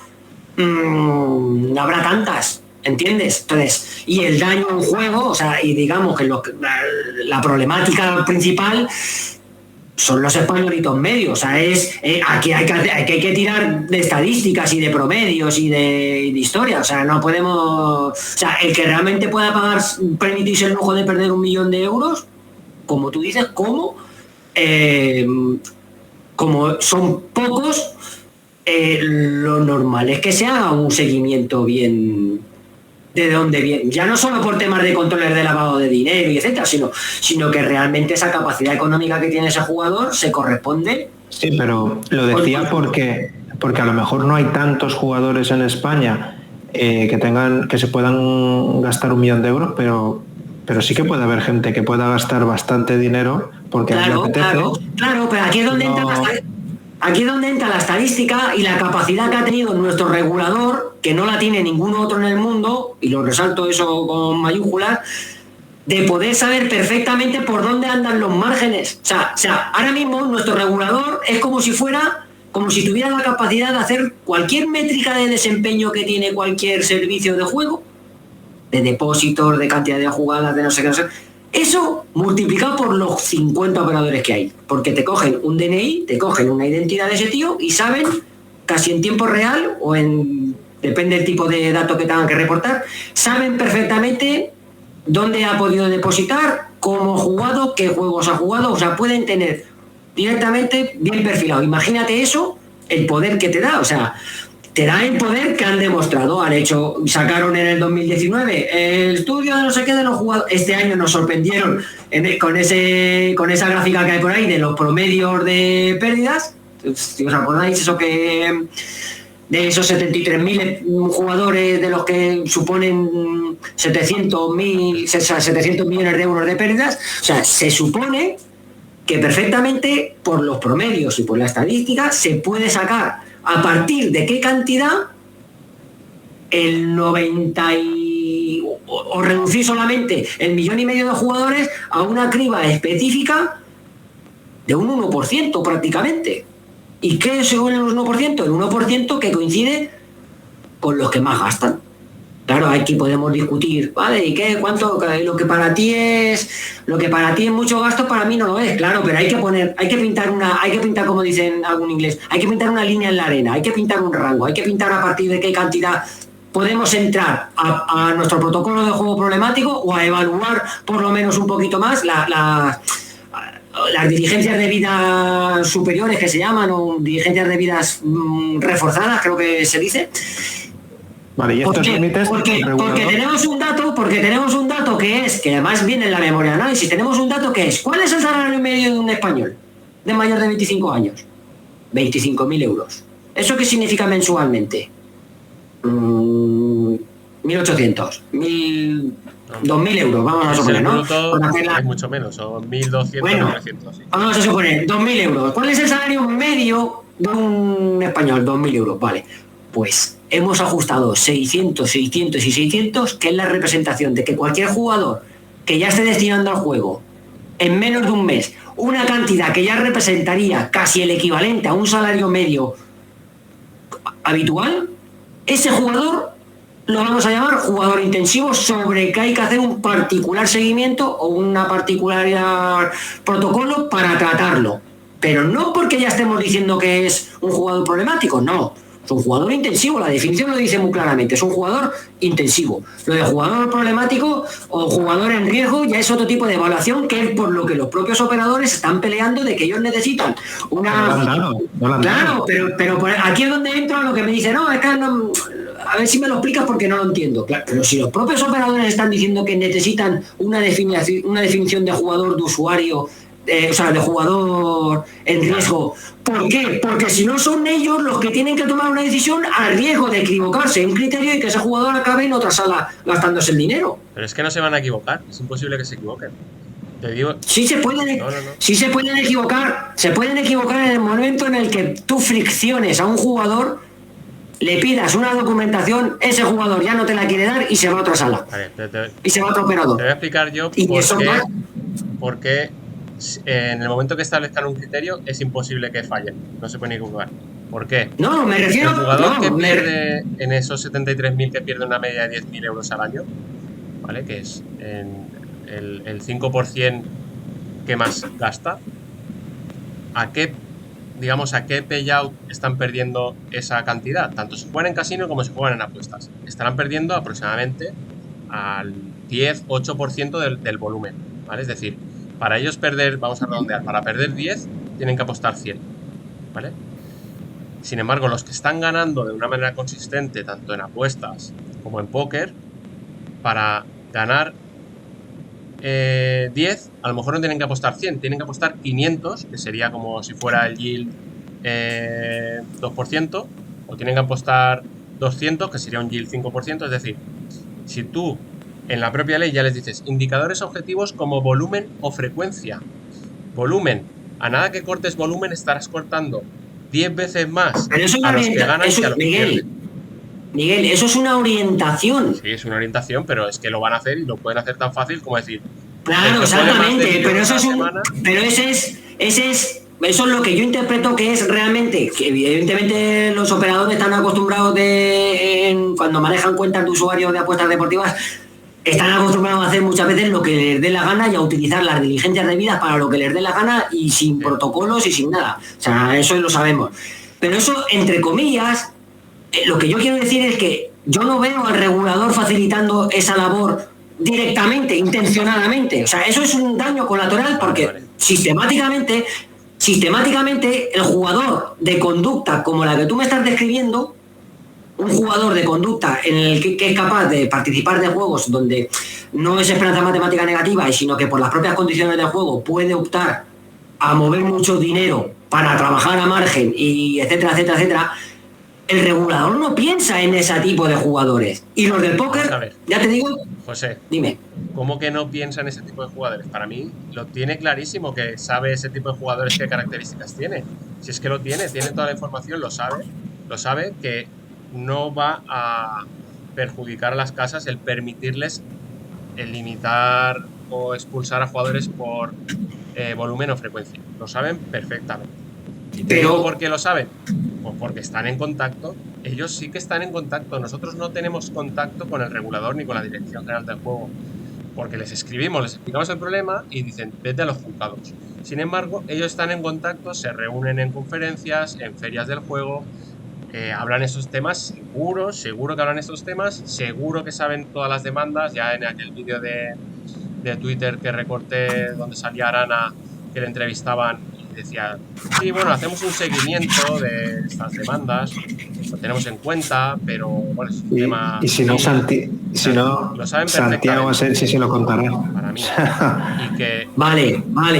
Pues si yo entiendo por dónde vais. Este es el punto bueno de discrepancia. Yo entiendo por dónde vais. Yo lo que no veo es intencionalidad. Ellos saben, o sea, yo entiendo que el regulador conoce perfectamente que lo que ha estipulado con esa caracterización de jugador intensivo y con dejar a criterio de los operadores el decir que es un jugador con un comportamiento de riesgo, ahí digamos que los operadores en su manejo, vuelvo a insistir, de cuentas de usuarios, de apuestas deportivas, de los que son especiales porque son los que como normalmente decimos como ganadores, tienen otra arma más. Pero, y ahí es donde entro yo, vale, tienen otra arma más, pero se nos está olvidando que mientras no se resuelva lo del preaviso, no tienen por qué recurrir a eso. Si saben perfectamente, usuario que entra, 2 apuestas, tal, lo tengo identificado, preaviso, pum, 3 días fuera de la plataforma. automáticamente a esa identidad fuera. O sea, ¿de qué te vale ya la evaluación de riesgo si te han echado? Si el efecto práctico para un apostador es el mismo que te han echado. Y te han echado porque esa cláusula es la primera que hay que pelear. Después ya podemos discutir. Digo yo por qué. Porque ellos saben que esa cláusula de preaviso, saben que no es definitiva, que no es la solución. Lo saben. Lo que pasa es que han tenido suerte, han tenido la suerte de haber encontrado ese resquicio de ganar en algunas ocasiones, pero en otras están perdiendo también. Y luego pasa otra cosa, que quiero también que me digas tu opinión. Y es que, como sabes, en el Real Decreto de Comunicaciones Comerciales, a raíz de unas indicaciones de la DGJ, que ya hablaban de que una de las posibilidades de que si se daba un jugador con comportamiento de riesgo era resolver su contrato, pero en las indicaciones ponía que primero había que suspender al jugador, hacer un estudio, estaba la opción de quitarle la suspensión, etcétera. Sin embargo, en las alegaciones de ese Real Decreto de Comunicaciones, ¿por qué un gabinete de abogados de la asociación más grande de España de casas de apuestas solicita que ya en el Real Decreto de 2020 se introduzca esa posibilidad de resolver contratos de juego de personas con comportamiento de riesgo? ¿Por qué lo solicita? Si luego les va a perjudicar o sea, ¿o por qué? ¿Cómo no lo va a saber el ya se lo pidieron en el 2020?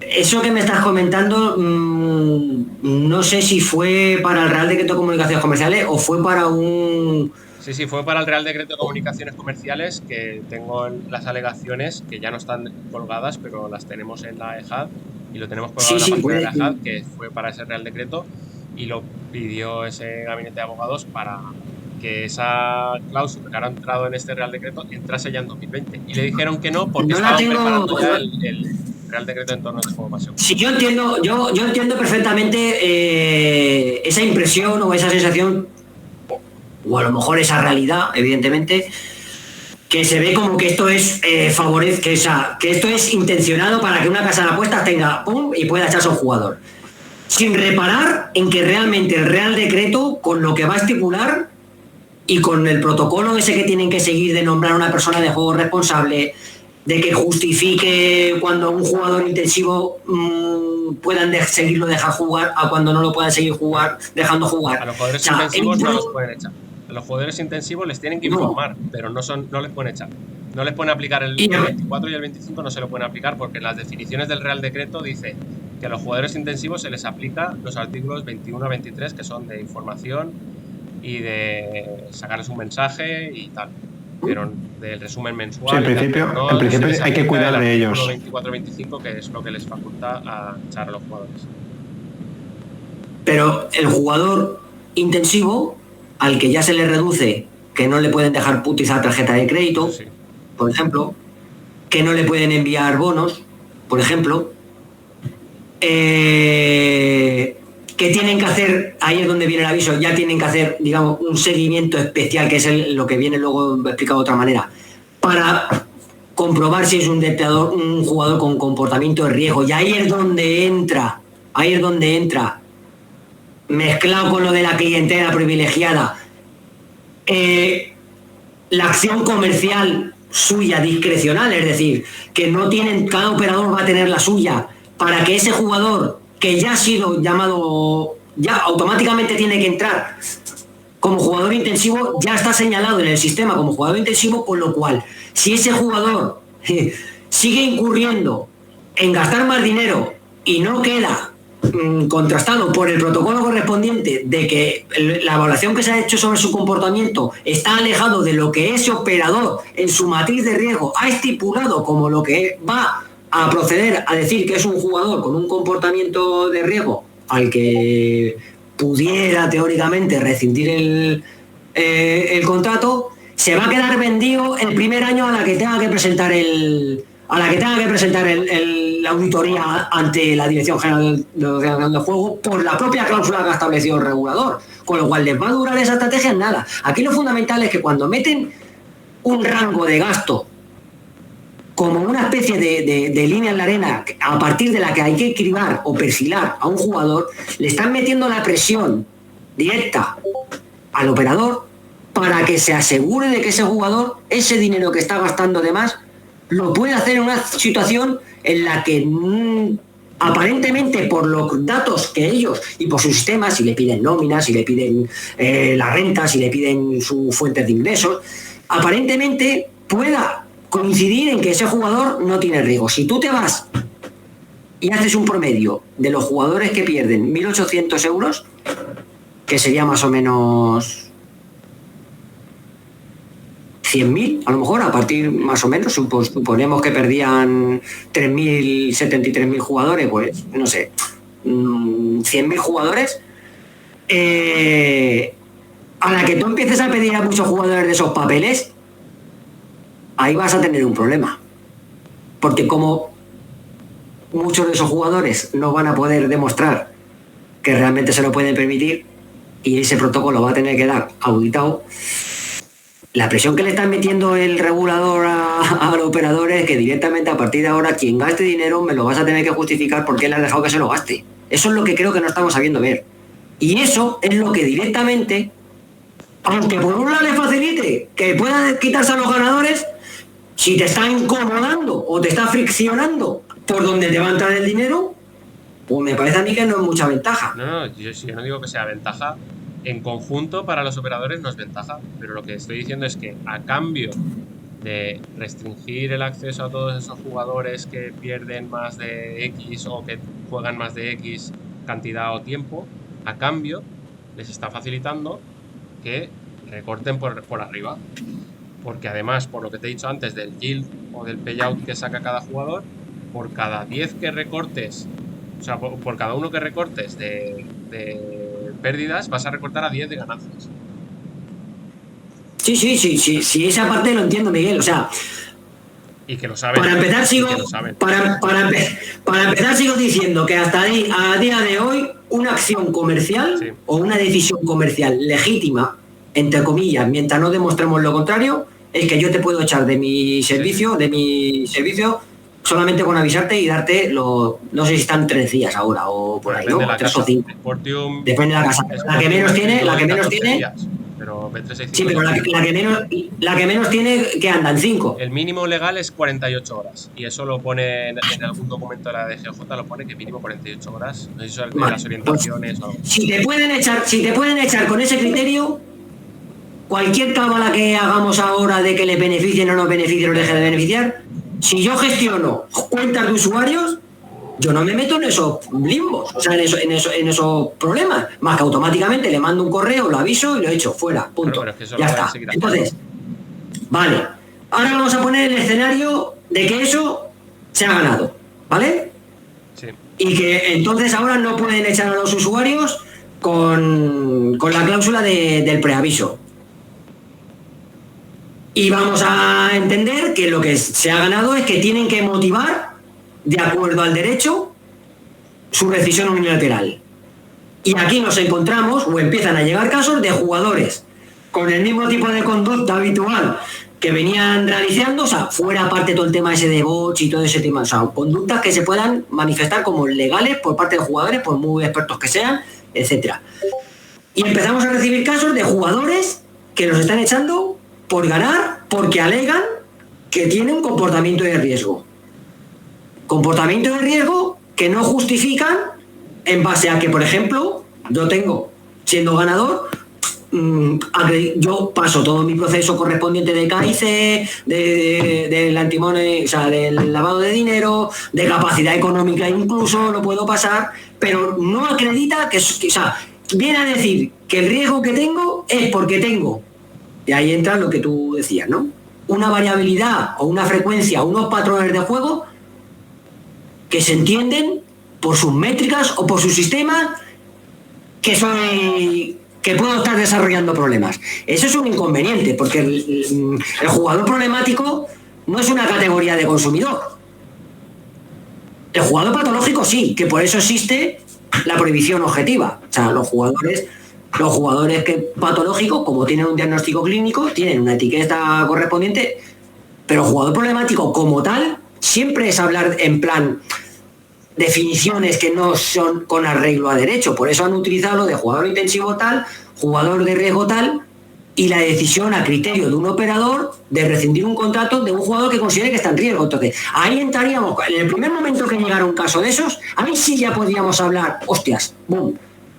Esto es lo que tal casa de apuesta ha considerado jugador de riesgo y este es el patrón que tiene. Y ese patrón lo tenemos, de nuevo, gracias a nuestro sistema de recopilatorio, de reporte de datos, lo tenemos que perfectamente ese jugador puede decir, a ver, yo no soy jugador de riesgo en el sentido de la norma. O sea, en el sentido de ser un jugador de riesgo por una cuestión de personificada en la salud mía propia de que yo estoy sufriendo el impacto problemático. Bueno, yo soy un jugador que en este juego, precisamente, la manera en la que yo puedo ejercer mi libertad individual y ordenar mi conducta, y aquí tengo que mezclar términos de esos, me permite perfectamente esa frecuencia y esa intensidad como puedo demostrar.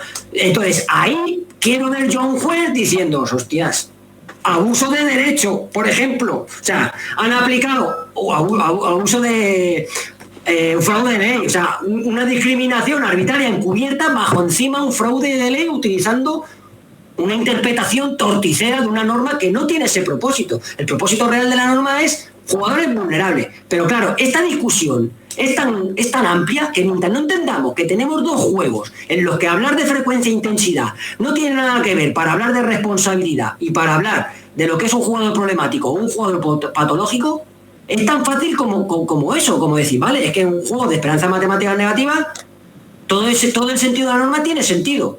Incluso casi se correlacionaría ese poder predictivo del gasto neto con ser un jugador que puede estar experimentando daño o problemas. Pero en juegos como el póker o en juegos como las apuestas deportivas que permiten a un individuo organizarse, como vosotros sabéis, vuestra banca, vuestra frecuencia, vuestra rotación, vuestros miles de contratos de apuestas, porque vuestras motivaciones, y esto es lo que yo defiendo, la libertad individual de una persona consumidora de contratos de apuestas, perfectamente con acorde a lo que tenemos de derecho, yo puedo jugar para ganar dinero. ¿Quién te lo puede impedir? Si me lo quieres impedir, no hagas un juego en el que pueda ganar dinero de la manera en la que yo hago mi estrategia.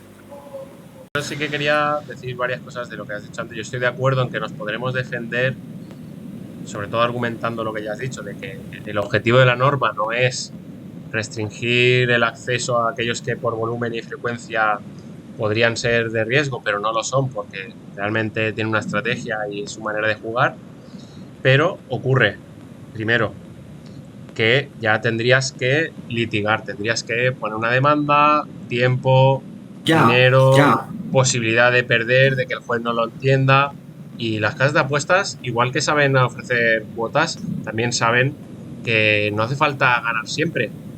Pero si en vez de ganar 5 pueden ganar 6, pues ahí tienen esa posibilidad. Esa una. La otra es que dentro de la aleatoriedad del juego, tanto en el póker como en las apuestas, pues te puedes comer una mala racha que puede durar mucho tiempo, ¿vale? Y hay casos conocidos de a lo mejor te puedes tirar un año en pérdidas, ¿vale?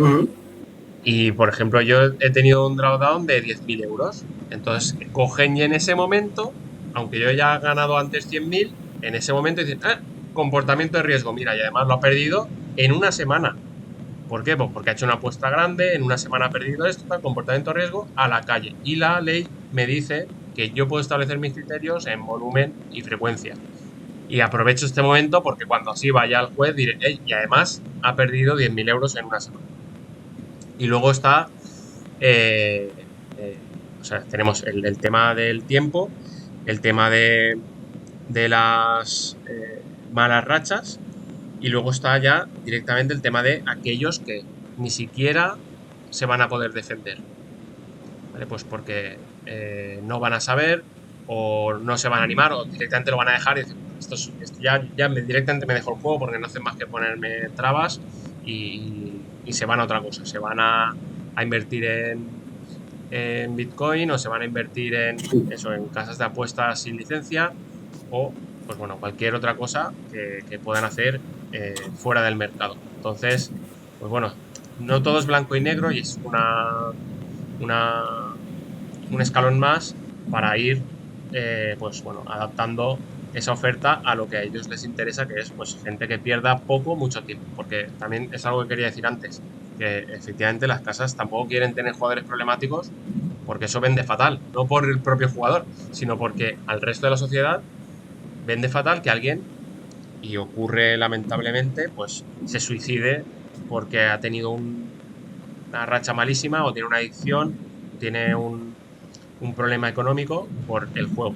Eso, si ocurre, vamos, a las casas les provoca un daño altísimo. Ya no por el jugador, que también me imagino que son personas y les importa, pero sobre todo por el daño que les produce económico, de imagen, y de que en lugar de que el año que viene jueguen 2 millones de personas, pues que a lo mejor juegan 1. Entonces, ahí está otro tema, y es que ellos también sí que quieren reducir el juego problemático. Yo estoy seguro que las casas preferirían que jugaran 2 millones de personas perdiendo 100 euros al mes que jueguen 1 millón perdiendo 200 euros al mes. Estoy convencido. Porque además Vale, eso a y ellos sabe- también les da una posibilidad de laminar todo a más largo plazo. Es subjetivo, pero bueno, si a cambio pueden discriminar jugadores con las herramientas que sean, pues mejor.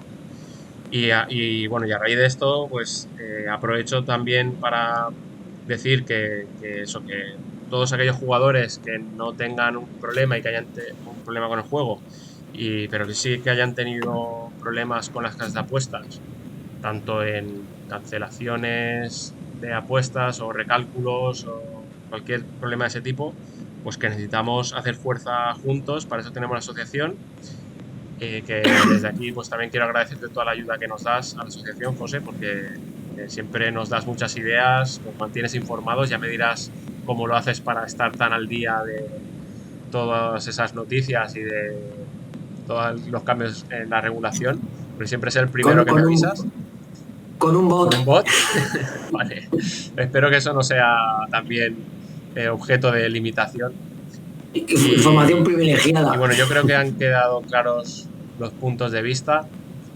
Espero que volvamos a hacer otra charla otro día, centrándonos más en algún tema. Desde luego, yo creo que podemos aprender mucho de todo lo que sabes y de la experiencia que tienes, que es diferente a la de muchos otros usuarios, y vamos, al final a mí me gustaría que todo el mercado del juego de apuestas deportivas pues fuera como en el póker, que fuera un exchange donde te enfrentas a otros jugadores, pero a día de hoy, como los operadores no tienen incentivos para hacer ese cambio, ni piden la liquidez internacional, o si lo piden, pues lo hacen con la boca pequeña, porque su modelo actual les reportaba beneficios, al menos en los últimos años, hasta que pues, había todo ese conjunto de sentencias que algo les ha reducido el beneficio.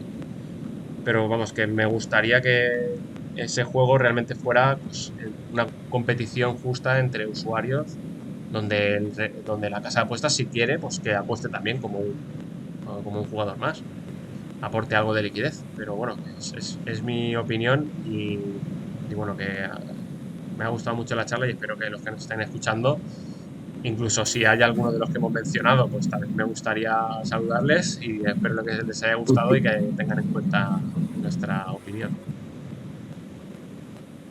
Bueno, yo, para despedirlo también, a ver, hay temas que a lo mejor ahora luego cuando lo oigan les puede parecer todo un lío, y para mí una de las cosas que es más importante de entender, o que deberíamos entender, es que de la misma manera que la libertad de empresa, en este caso los operadores, tienen una seguridad jurídica, el concepto de seguridad jurídica que tienen ellos, nosotros que somos los consumidores tenemos que tener el nuestro de seguridad jurídica. Eso son las dos batallas realmente que hay. O sea, lo que nosotros vayamos a hacer como consumidores viene condicionado por lo que la ley nos deja hacer. Lo que viene a hacer los operadores viene condicionado por lo que la ley les deja hacer. ¿Esto qué quiere decir? Que de todo esto que estamos hablando, si no es por la ley, ellos hubieran seguido como venían haciendo los últimos 20 años. Y tanto para la cohorte de la que estamos hablando de ganadores, como para la cohorte de juegos problemáticos. Yo quiero que quede muy claro y que se impacta a la gente que esto que estamos hablando de juego problemático, si no hay una ley que actúe, ¿qué creéis que iba a hacer un operador? ¿De verdad creéis que iba a echar jugadores? O sea, no hemos conocido todas las historias que leemos que vienen de Reino Unido, de multas y de intervenciones, o todo lo que hemos sufrido aquí en España. Y aquí es donde entra un poco la experiencia esa que yo tengo marcada de mis 4 años litigando con Hacienda, en la que me enfrenté como pude a ese problema, porque se me añadía que me venían muchísimos jugadores que hoy en día no son ni jugadores intensivos, o sea, son directamente jugadores patológicos que acabaron acribillados por su propio sistema, o sea, propia Hacienda, aparte de esos jugadores que se dejaron mucha pasta y alimentaron las cuentas de los operadores que los abandonaron a su suerte, que no se preocupó ninguno de decir, oye, que lo que estáis haciendo aquí con muchos de estos jugadores es injusto, que son jugadores que no han ganado dinero, que son jugadores que han perdido dinero. ¿Tú crees que yo puedo confiar en lo que haga un operador de apuestas o un operador extranjero o nacional? Me da casi que igual. Que no está sometido al poder sancionador y sobre todo auditor o supervisor de una ley. No me lo puedo creer, porque he visto cosas demasiado fuertes, parecidas a las que han visto otros en otros sitios por ejemplo, el Jimmy Justin for Point de por punter de inglés, que hemos trabajado y hemos visto historiales de cuentas que dan miedo. O sea, a mí me daban miedo. O sea, y eso en España, a raíz de poder tener auditado todo el sistema y monitorizado, ahora se ha conocido, y por eso el regulador que tiene esa información sabe perfectamente qué es lo que se puede hacer y cómo no hacerlo, indistintamente de que nos afecte a una cohorte de jugadores que tenemos otra forma de participar de un juego concreto.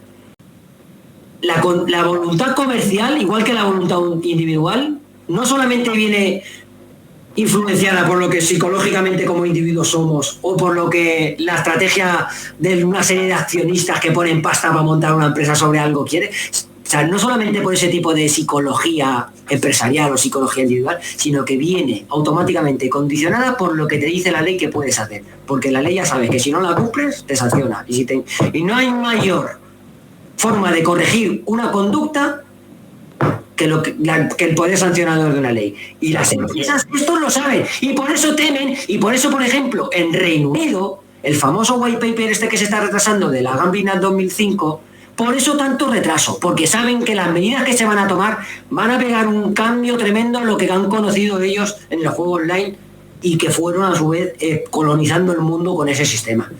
Porque claro, son negocios muy lucrativos cuando tú puedes abrir una cuenta de usuarios y que ese usuario se pueda despatrimonializar prácticamente sin que nadie pueda decirte y que todo el mundo encima diga que la culpa de que ha perdido mucho dinero es suya. Sí, cierto, en cierto modo puede ser su culpa, pero esto es lo que sucede y esta es la realidad y esta es la que nadie creo que se atreve a decir, y yo por ejemplo lo digo sin filtros. ¿Por qué? Porque tengo una manera ya de ver las cosas muy condicionada por la experiencia, la experiencia anecdótica.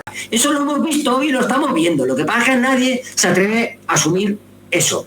Y sobre todo, lo que tampoco se atreve a asumir es que si tú eso lo aplicaras al juego público, bajo las mismas condiciones, las mismas circunstancias, sucedería lo mismo, que habría muchísimos jugadores que no les podíamos dejar jugar ni a los cupones de la 11, ni a entrar a los bingos, ni a entrar a los bares a las tragaperras, ni a comprar loterías a las administraciones, y eso es todo una cadena. Por eso hay tanta pugna entre los intereses y los incentivos del juego privado con el juego público, cuando en el fondo los que están en el medio son las personas consumidoras. O sea, a mí me da igual que a un jugador le guste un cupón de la 11 más que echar una apuesta deportiva, pero realmente la conducta de juego es prácticamente la misma. Estoy arriesgando un dinero para recibir más dinero.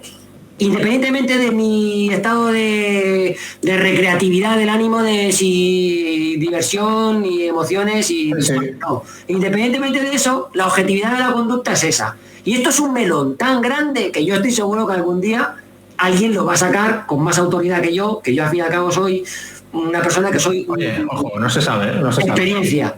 Nosotros por lo menos vamos a intentar dejar un poco de claridad en este melón. No ha defraudado José, este ha sido el podcast más largo hasta el momento. Y también el que se queda con más temas en el tintero. Y bueno, vamos a dejarlos para otro día. Ya todo lo que tenía preparado. A nosotros se nos ha hecho un poco tarde también. Sí. Y bueno, muchas gracias. Y nada, Fermín, lo que quieras despedir. Lo dicho, nada, un placer. Muchas gracias, José Ramón, por venir aquí a nuestra casa con nosotros, aquí a charlar, que, oye, nosotros estamos encantados y como te hemos dicho al principio, consideramos que eres un tío que puede aportar mucho y que ojalá podamos tener más charlas de otros temas, pues como hemos dicho, comportamiento, psicología, si podemos aportar algo sin hacer divulgación y sin hacer nada, con prudencia. Y nada, que espero que a todo el mundo le haya gustado la charla y por mí lo cerramos. Buenas noches a todos, porque ya son las 12 de la noche, para que todo el mundo lo sepa, que creo que te has portado muy bien, José Ramón, así que bueno, a ver, ha sido el podcast más largo, pero a ver, tú imagínate ahora alguien que esté acostumbrado a leerme en Twitter y vea esos hilos que hago ahí, que muchos estará gozando. No, estará diciendo, hostias, este tipo, ¿cómo puede ser que sea tan apasionado? No lo entiendo. Si con lo comedido él que eres en Twitter, ya lo he explicado 1000 veces, coño, que yo en Twitter mi labor es hacer un ejercicio súper reflexivo y tengo el tiempo suficiente como para pensar bien un poco cómo estructurar las cosas, y aquí al revés, aquí a lo mejor como me saltes con algo que tengo esa experiencia de eso y metido, te lo he soltado. O sea, por Twitter no lo puedes transmitir. Eso es imposible transmitirlo. Y bueno, encantado de participar. Sí me gusta dejar abierto que cualquiera que realmente esté interesado en alguna faceta concreta de todo lo que hablo, no tiene que hacer más que ponerme un DM. ¡Pum! Fulanito, este es mi perfil, esta es mi experiencia, esta es mi función o mi rol como actor interesado en juego. No lo que me suele suceder, que no me entra en cuenta por DM más que para pedirme abogados y historia para delimitar cuentas. Eso es otro tipo de información, coño. Eso a mí me interesa realmente que se puedan defender las apuestas deportivas como lo que realmente son, sin tener que ocultar lo que realmente son. ¿Por qué? Porque es que hay muchos jugadores que se las van a encontrar, ¡pum!, de lleno. Y esa frustración que se llevan luego es precisamente esa, hostia, ahora que sé apostar, ahora que sé manejar la banca, ahora que sé gestionar el riesgo, resulta que pillo una racha de variancia medio buena y me largan. Eso es lo que hay que luchar. Eso es lo que yo considero que hay que luchar, porque eso es un fraude a la psicología de este juego. Y es que es evidente, porque es que no hay otra. Pues nada, vamos a intentarlo. Muy bien. Vale, un placer, ¿eh?